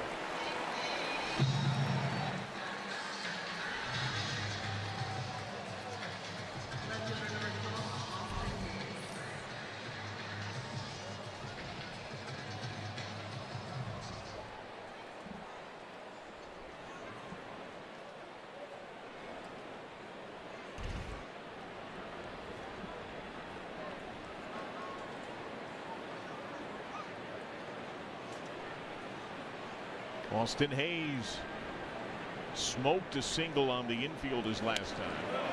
Tries to check, but he went too far. Strike 1. He's also walked and struck out. I wonder if Jordan Westberg is interested in moving in after that 105.5 mile an hour rocket that was hit to him his last time. His glove doesn't have a hole yet. High fly to right. Falls in between 3. Orioles throw to second, gets away. McLean takes off. Throw, feign to the plate. McLean slides in safely. That's an alert move by Espinal and then McLean.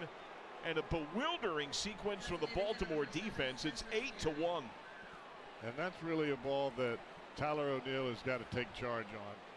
You've got the first baseman running backwards. He's in foul territory, but you can see O'Neill stop. You can't stop there. You have to make the call and call off the second baseman. That's on the right fielder all day, every day. What a weird hit. An RBI for Hayes. He's got 2 knocks. 2 on for Steer, who fouls off strike 1. He has walked 1, struck out twice. Nice heads up play by McLean.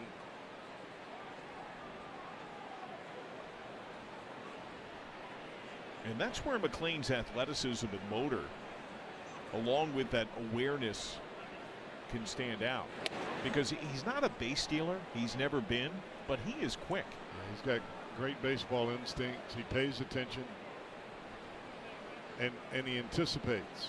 You're looking at that throw come in. Okay, if it's a bad throw, I'm gone. And it was.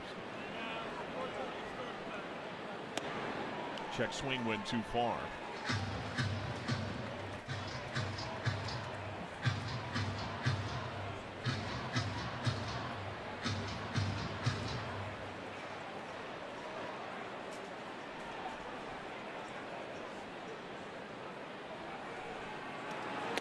Way outside, ball lost on the transfer. And by the way, charge a throwing error to Jorge Mateo there. So no RBI base hit. And the E4 allows the break home.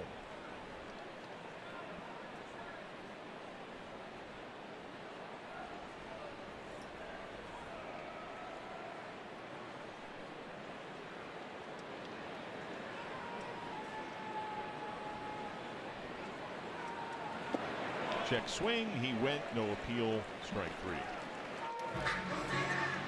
4 strikeouts for Blewett. 3-4 now from Kia. First baseman.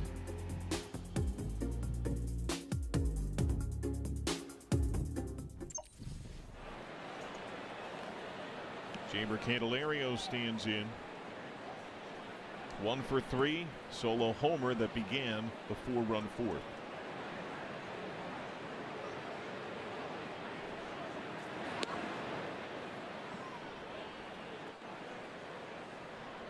He had a pair of multi-homer games last year in his first season as a Red. That came when he was scalding hot in the middle of June. The 12th of that month against Cleveland, the 21st against Boston. High fly, playable left. Kirstad.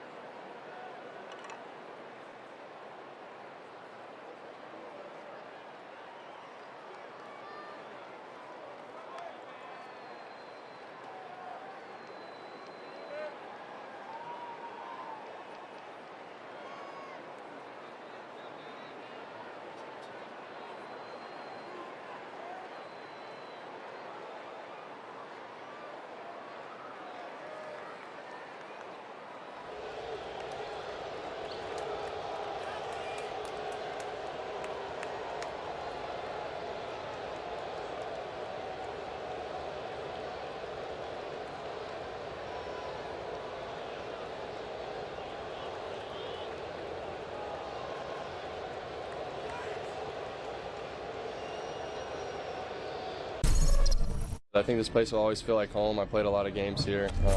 It was a little weird coming down the tunnel and, you know, walking past the clubhouse where you normally go in at, but yeah, it feels good.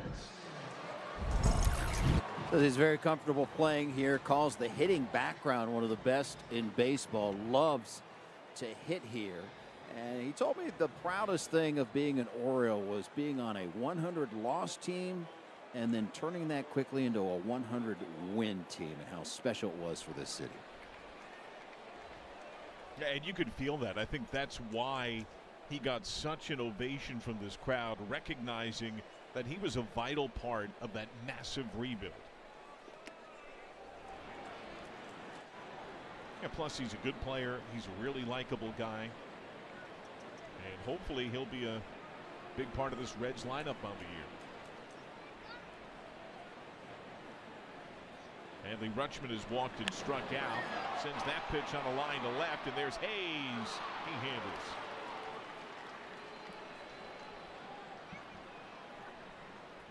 Shortstop number 2, Henderson.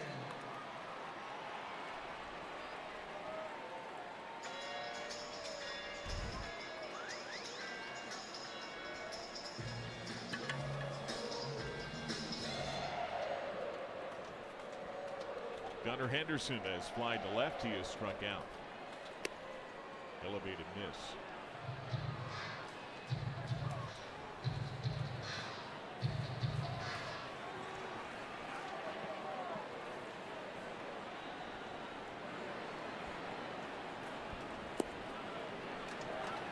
The Orioles have another right-hander up in their pen.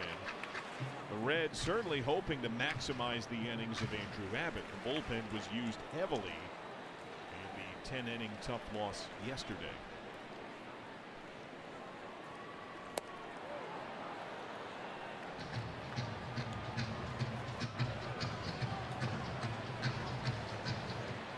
Well, Matt Bowman is up.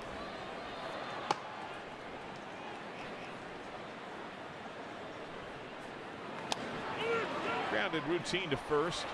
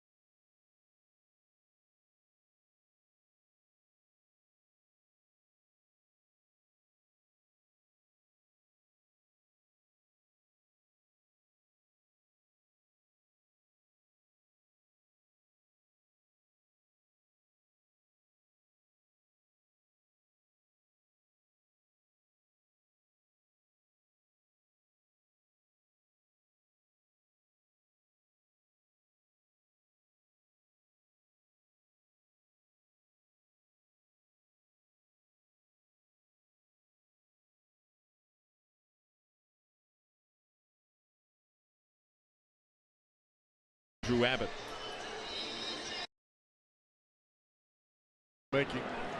You're getting ahead in the count, and you're forcing them to change the way that they see the ball coming out, of your hand, and that's just great execution tonight all the way around for Andrew Abbott. New reliever in for the Orioles.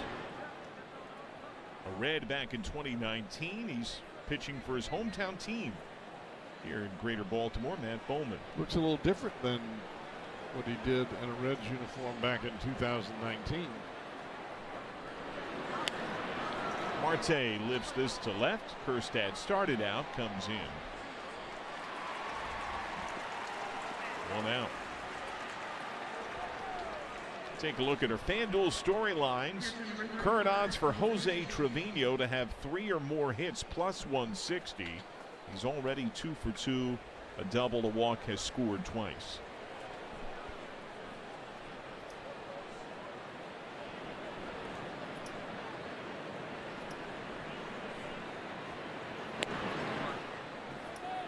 Now, is that 3 or more hits and you win? Yes. So he gets 1 more.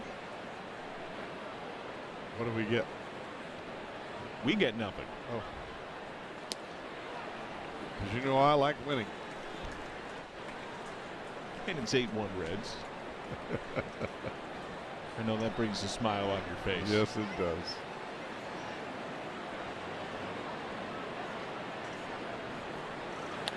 Grounded right side, and that is through. Base hit. Winner, winner. He's going to both fields, and he's on for the 4th time overall tonight.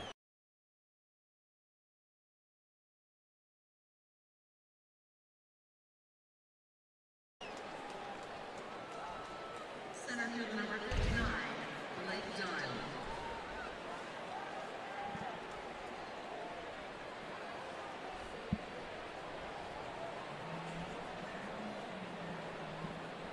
He has handled Baltimore incredibly well lifetime, particularly in this building. Blake Dunn's been on twice, single, walk, a run scored.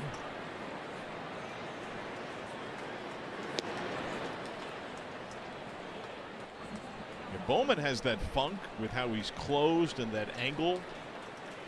And it also seems like he's been yanking some of these pitches away to righties.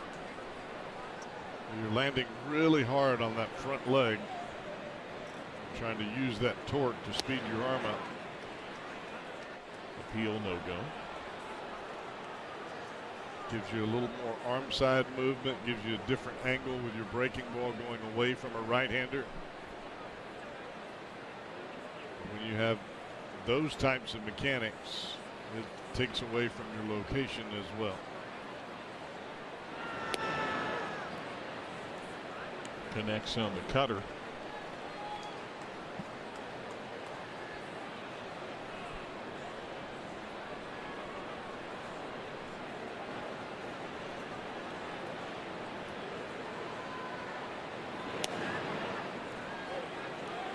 Two and two.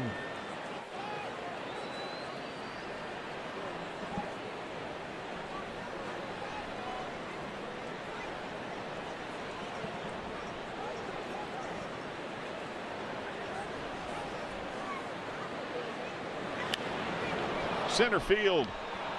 Mullins going way back. At the wall, makes the catch. Oh, I didn't think he hit that ball that good, and he took Mullins all the way to the base of the wall.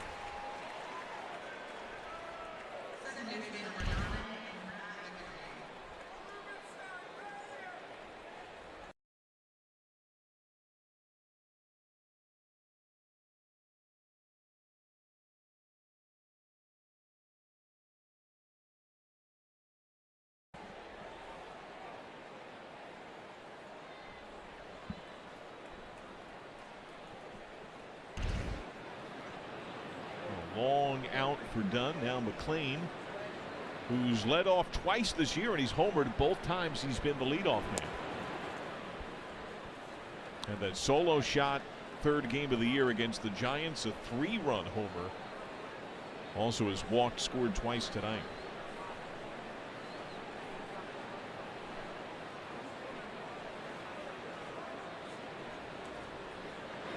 Homers have been huge for the Reds. Our StatCast 3D, powered by Google Cloud.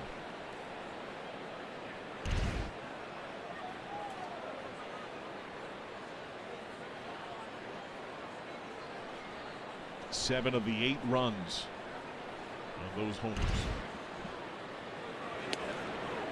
3-0.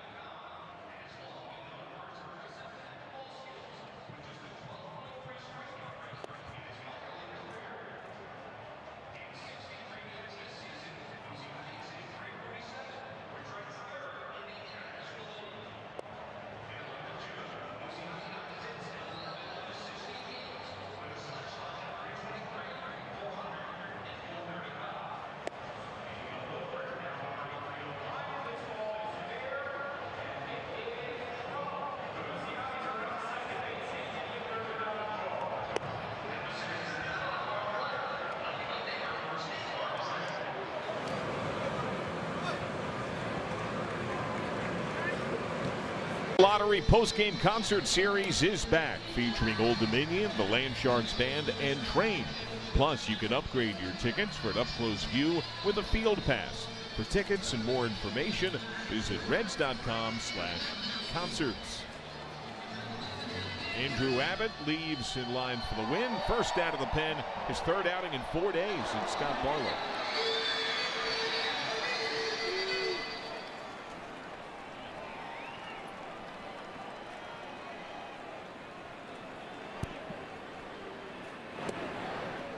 Pitching out of the bullpen in April,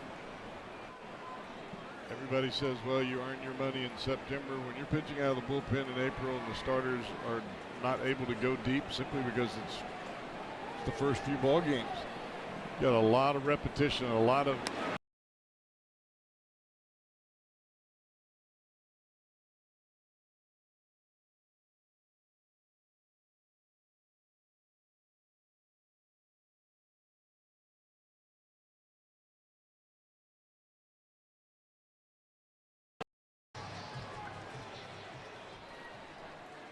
Cedric Mullins has homered. He is popped to short.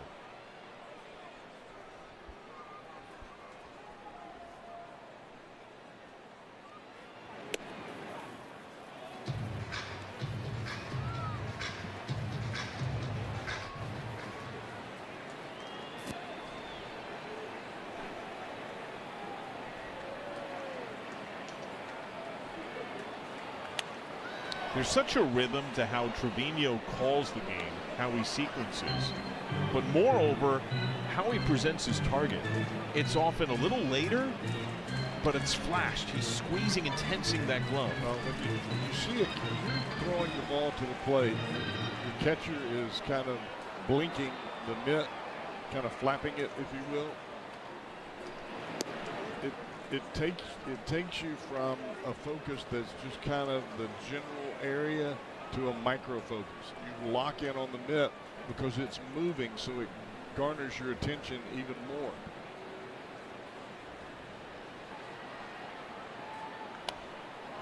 High pop. Trevino and Candelario converging. Candelario makes the play against the railing.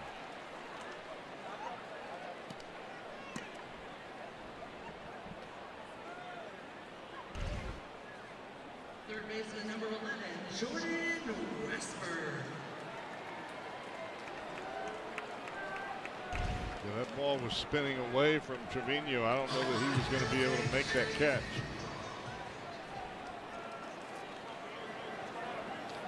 Candelario there just in the nick of time. Jordan Westberg bounced to short, fly to center. This is rolled to short. De La Cruz.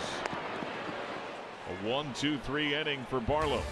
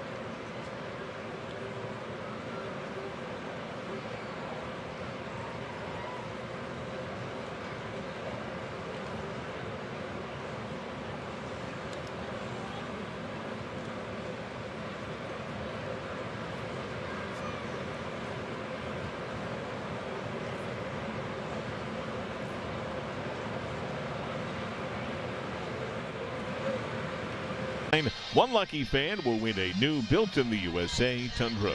Register for the Tundra Home Run Challenge and your chance to win at any Cincinnati, Northern Kentucky Toyota dealer. A smooth start to this road trip for Terry Francona and company. Pretty gaudy lead by the close of the fourth. They've added one since. It's 8-1. Now in the eighth, Santiago Espinal leads off. It's an elevated strike. Strong night for Espinal. 2 hits, a walk. He has doubled. He has scored.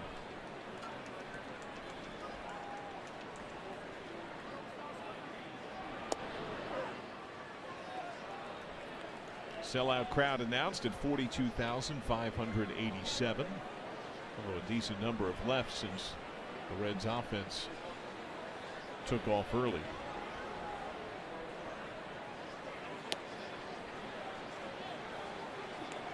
When you look at Espinal's night, he very well could have 3 hits.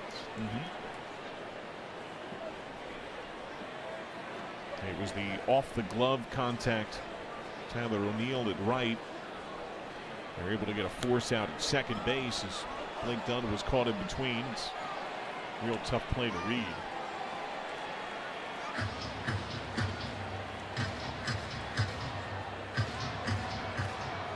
Neal's first action since Tuesday. He's had a rough night. They have a ball that dropped in for a hit off the bat of Hayes. Probably should have been handled by O'Neill. Retired each time by Abbott. Couple of strikeouts. He was one of the bigger ads. They lost Anthony Santander. They don't have Colton Cowser with injury, the broken thumb.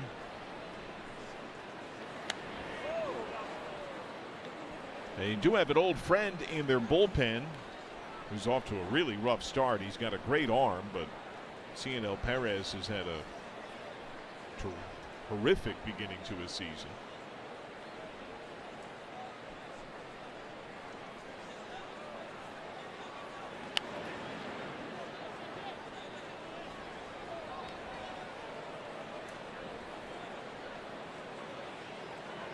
A win tonight will get the Reds back to 500. They're looking for their 5th win in 7 games, trying to make it 7 of 10.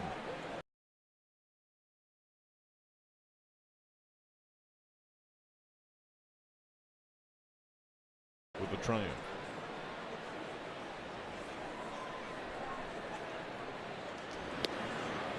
Full count.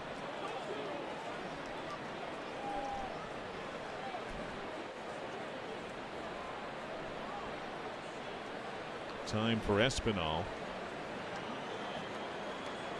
Yeah, you've had a chance on this road trip to put together a bunch of wins, but you've got to execute and play clean baseball. It's away. That's the 6th walk drawn by the Reds tonight. 3 of the first 5 have come around to score. And now with De La Cruz due up, even in a 7-run game, Brandon Hyde's going to do what most managers elect to do. He's going to turn De La Cruz around.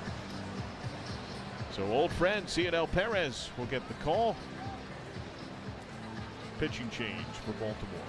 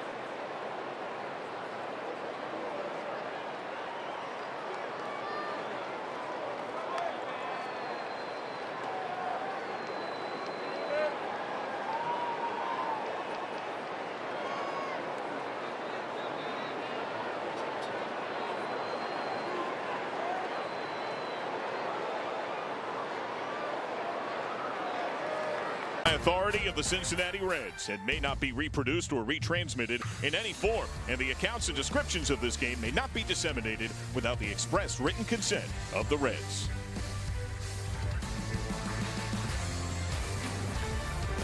Three homers, big part of the Reds' offensive, also taking advantage of drawn walks. They lead 8-1 in the 8th. Man on, nobody out. Ellie De La Cruz will bat right-handed against a former Red who has really struggled in Cincinnati Perez. Got great stuff. Just the command that has given him some problems. You can see that 9-walk number.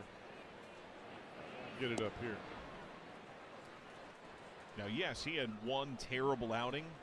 Gave up 5 runs in 1 inning against the Royals, but he's also allowed runs in, what, 4 of his other 5 appearances?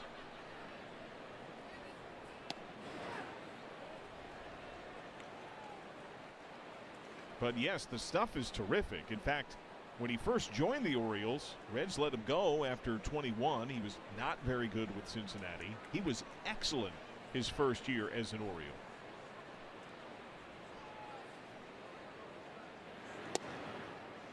In 2022 with Baltimore, he made 66 appearances, still a career high.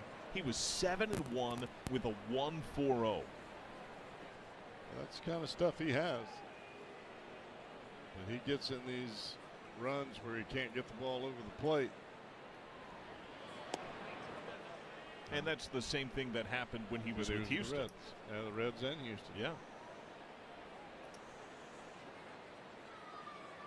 Yeah, the Reds, he had 5 homers in his 24 innings, plus 20 walks.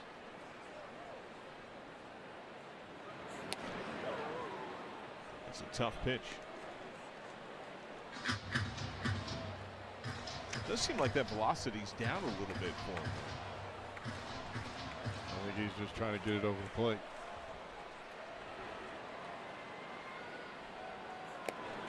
And he strikes him out. Runs the fastball away. Foul tip.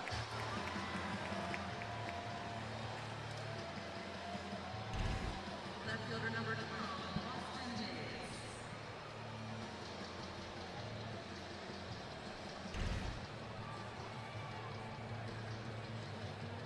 Austin Austin Hayes. Hayes in his homecoming. 2 hits and a walk. First pitch, high fly center field.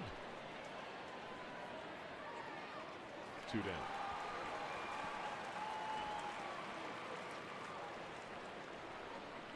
Designated hitter number 7. That brings up Spencer Steer, who has walked once, but he has struck out 3 times. What are you seeing in Steer? I just think he's uncomfortable. And when you're uncomfortable, that means you're not sure of yourself. Means you're getting in between on pitches.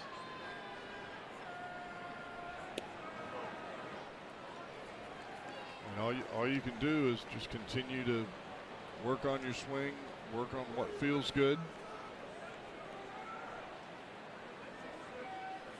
Hitting coach Chris Valleca on the left there. But the best medicine is a few hits, because that way the confidence comes rather quickly. He's had just 1 2-hit game. He's 6 for 53, a 113 average. I mean, Spencer is just not a guy that strikes out a whole lot, and that has happened as of late. He's a guy that can use all fields, but when he's really humming, he is driving that ball hard to left center.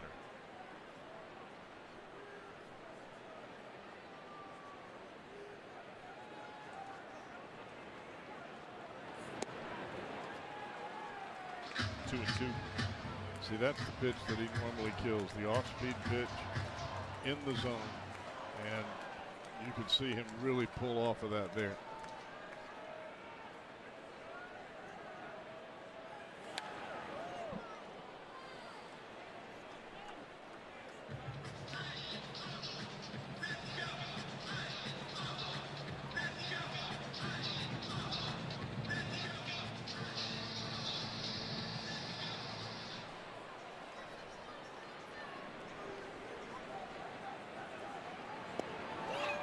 That gets by. Steer can take off.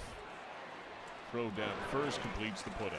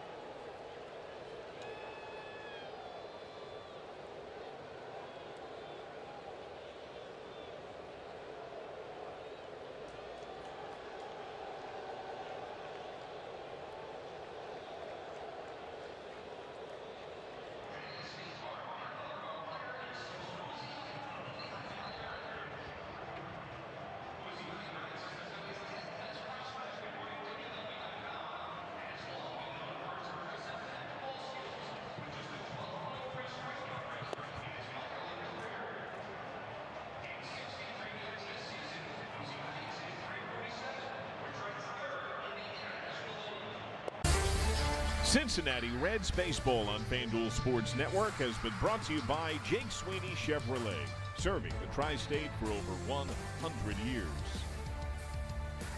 Big lead for the Reds in Baltimore. Bottom third starts with Gary Sanchez. Second inning of relief for Scott Barlow, trying to provide a longer bridge tonight. Sanchez has struck out twice.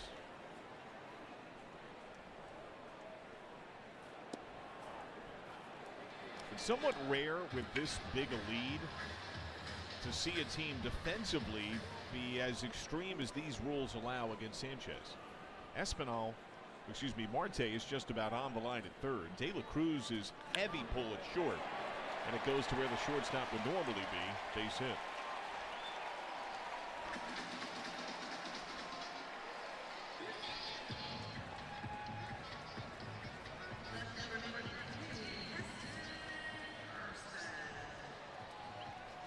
Heston Kjerstad has struck out, has singled.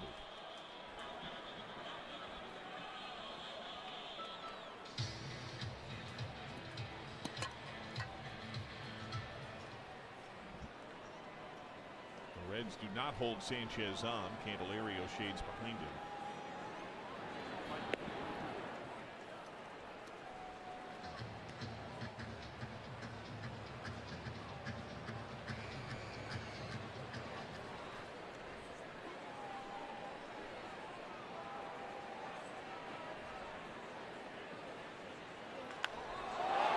Fly deep right center. And that is gone. Kjerstad clocks his third of the year.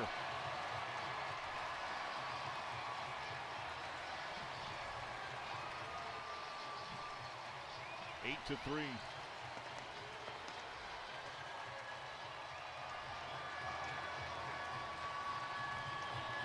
That is the first thing that the Baltimore Orioles fans have had a chance to cheer for since the second inning.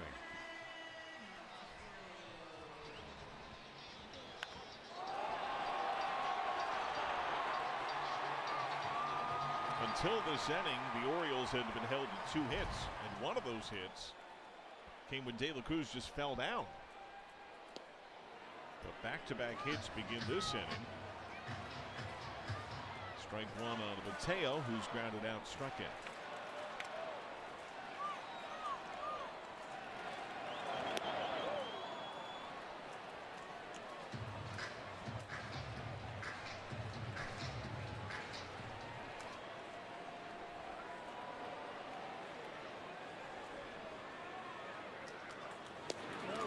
Away.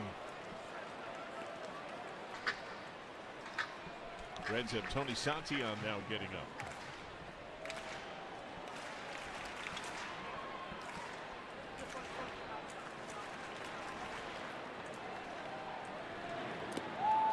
Check. He did not go.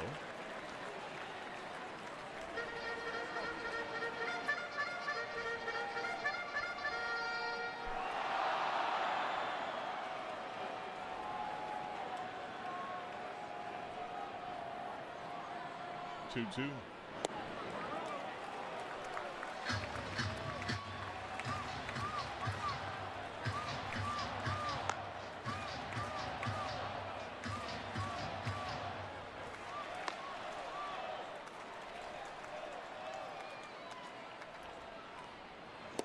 Struck him out.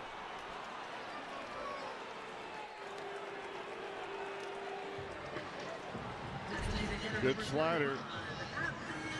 Started middle in and dropped down right underneath the zone, and Mateo swings right over the top of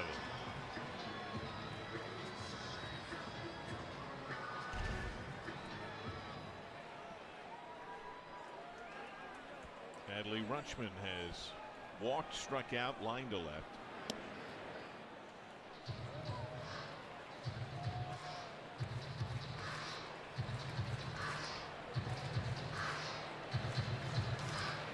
I'm sure the preference would be to not have Santillan up.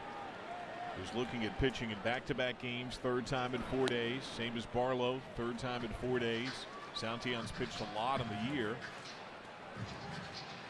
A lot. But only one team in the majors has lost multiple games leading after 8. It's the Reds. It's happened just twice. It's early yet. Some of those numbers will settle down better as the year goes on.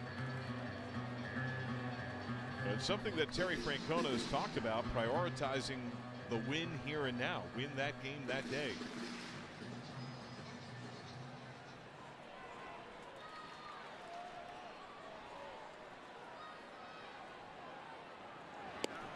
Big swing and miss. And while you can't ink in anything, it helps when you have a dominant Hunter Green slated to go tomorrow. Oh, yeah.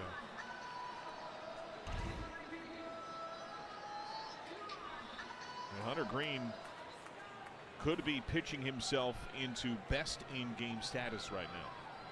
I agree. Nasty back-to-back sweepers and consecutive strikeouts for Barlow.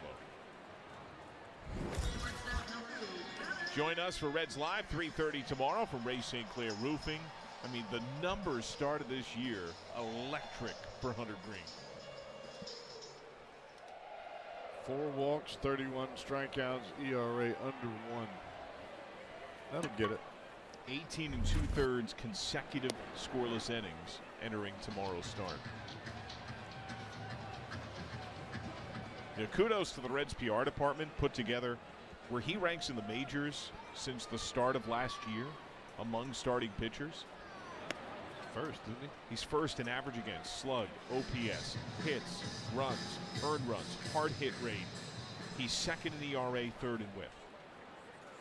That's dominant. Check swing seemed to go. Appeal confirms 1-2.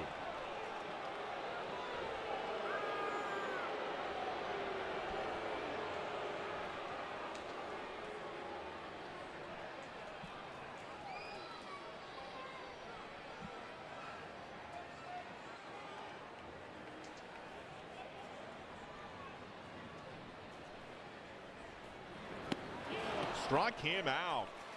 The breaking ball for Barlow. 3 straight Ks after the home run.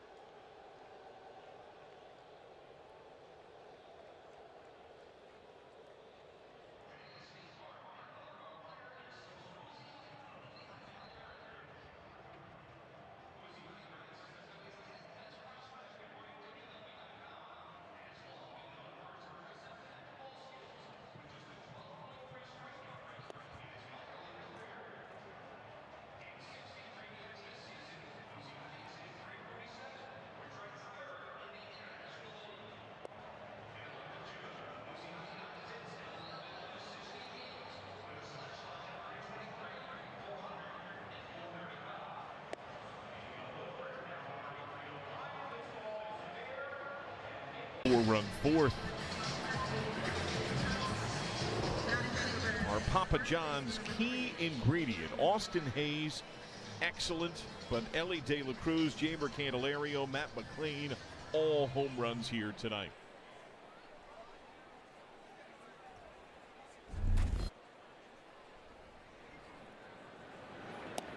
Check swing, strike 1. Candelario 1 for 4, has also flied to left twice and struck out once.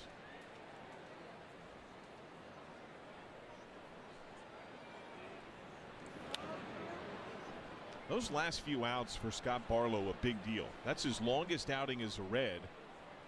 And I think that might have saved Tony Santillan. It looks like, is that Alexis Diaz now warming up? It is.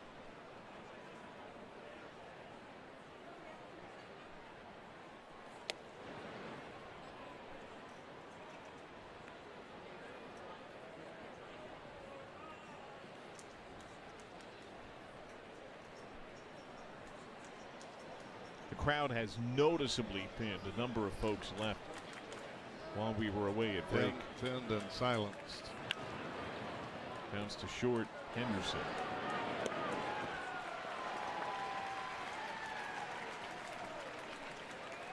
Third baseman number 16, Noel V. Marte. Noel V. Marte 0 for 4, including a ground ball double play.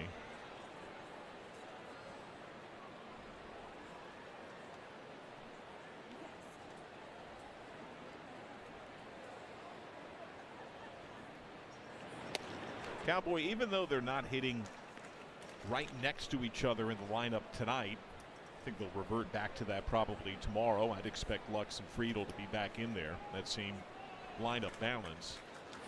There is a major impact in how Elly De La Cruz and Matt McLain influence and help each other. Oh, I agree, totally. It's something you see in how they hit, in how they play defense. Great communication between the two on the field, and I think there's some push of each other when they're back into the dugout.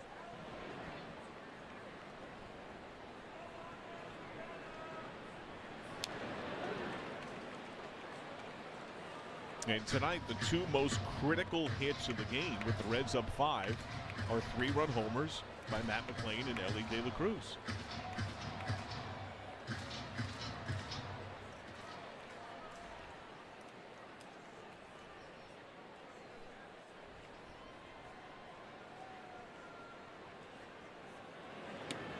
Full count.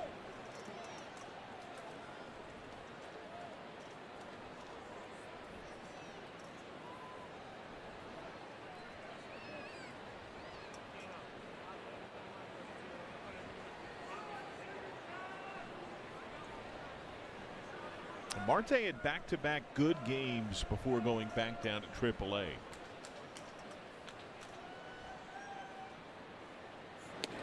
That moment doesn't come here.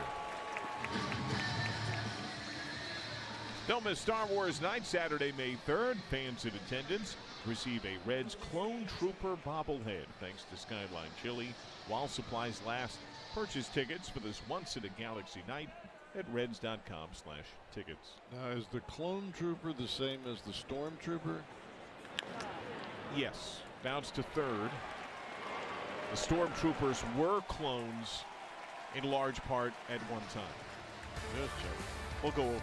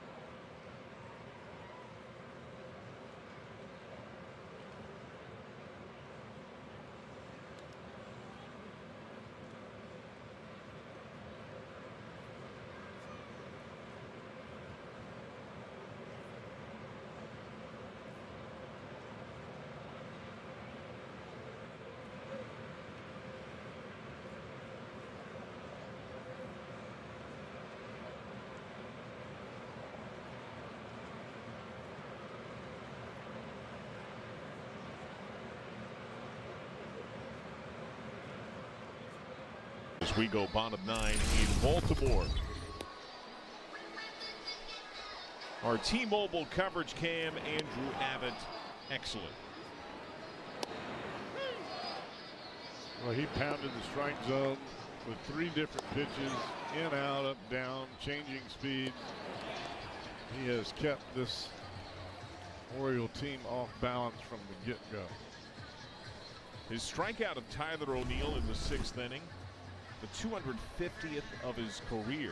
He is the 5th fastest Red by appearances in 48 games to get there since 1900. The men in front of him, his current teammates, Hunter Green, Nick Lodolo, Luis Castillo, and Gary Nolan. It's pretty good company. Alexis Diaz is in.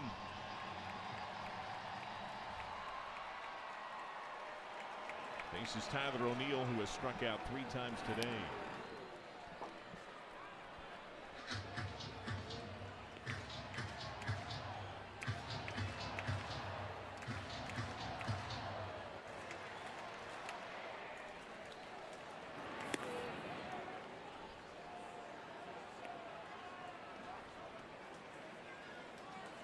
O'Neill 0 for 4 lifetime off Diaz.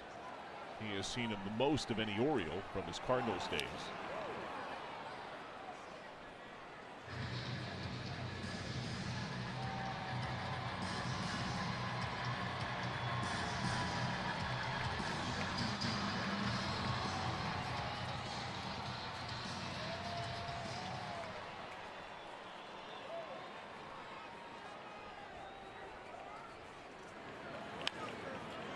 To third. Nice glove. Marte on the run. Got him. O'Neill can pick him up and put him down, and Marte just cut him down. No room for a bobble. It had to be clean. It had to be a quick charge, and the throw had to be strong and right on the money. And Marte made it happen. He had his defensive woes, particularly throwing last year. He has made a number of impressive plays in his limited big league games this year. Now Mountcastle pushed off the plate. He has struck out twice. He's also lined to left.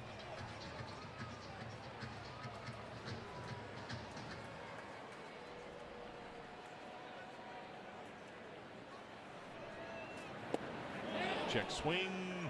He wins.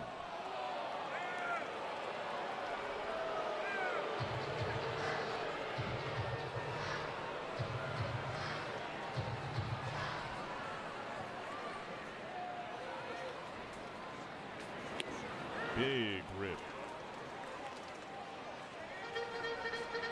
Marte's throw was at almost 82.5 miles an hour. That puts him in the top 95th percentile in baseball. And it was an off-balance throw. He didn't even have a chance to set his feet.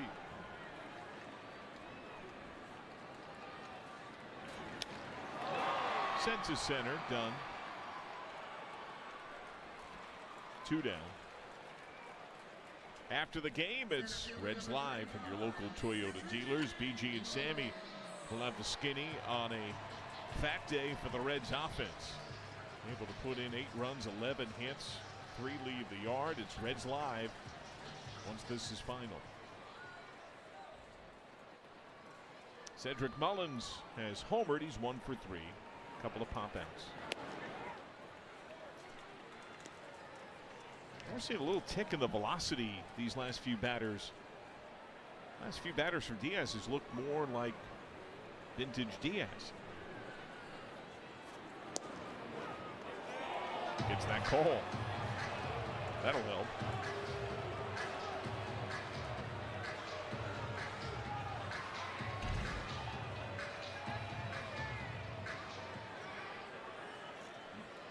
That pitch is down, but he got it called a strike. Now he needs to use it to his advantage.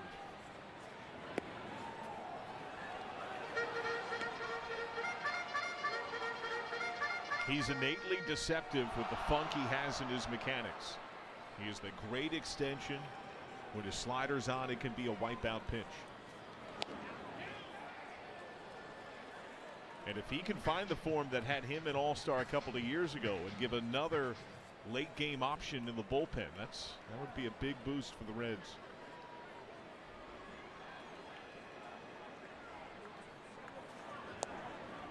Full count.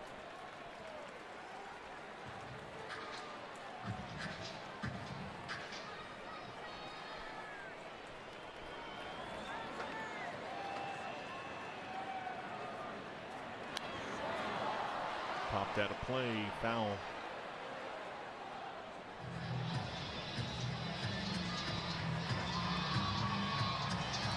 Just like Barlow and the man who had warmed Tony Santillan, for Diaz, this is his third outing in 4 days. First time he's gone back-to-back in the big leagues this year. And he struck him out to end the game. A 1-2-3 night from Diaz as the Reds blow out Baltimore here at Camden Yards, 8-3. Very well pitched ball game for the Reds here tonight.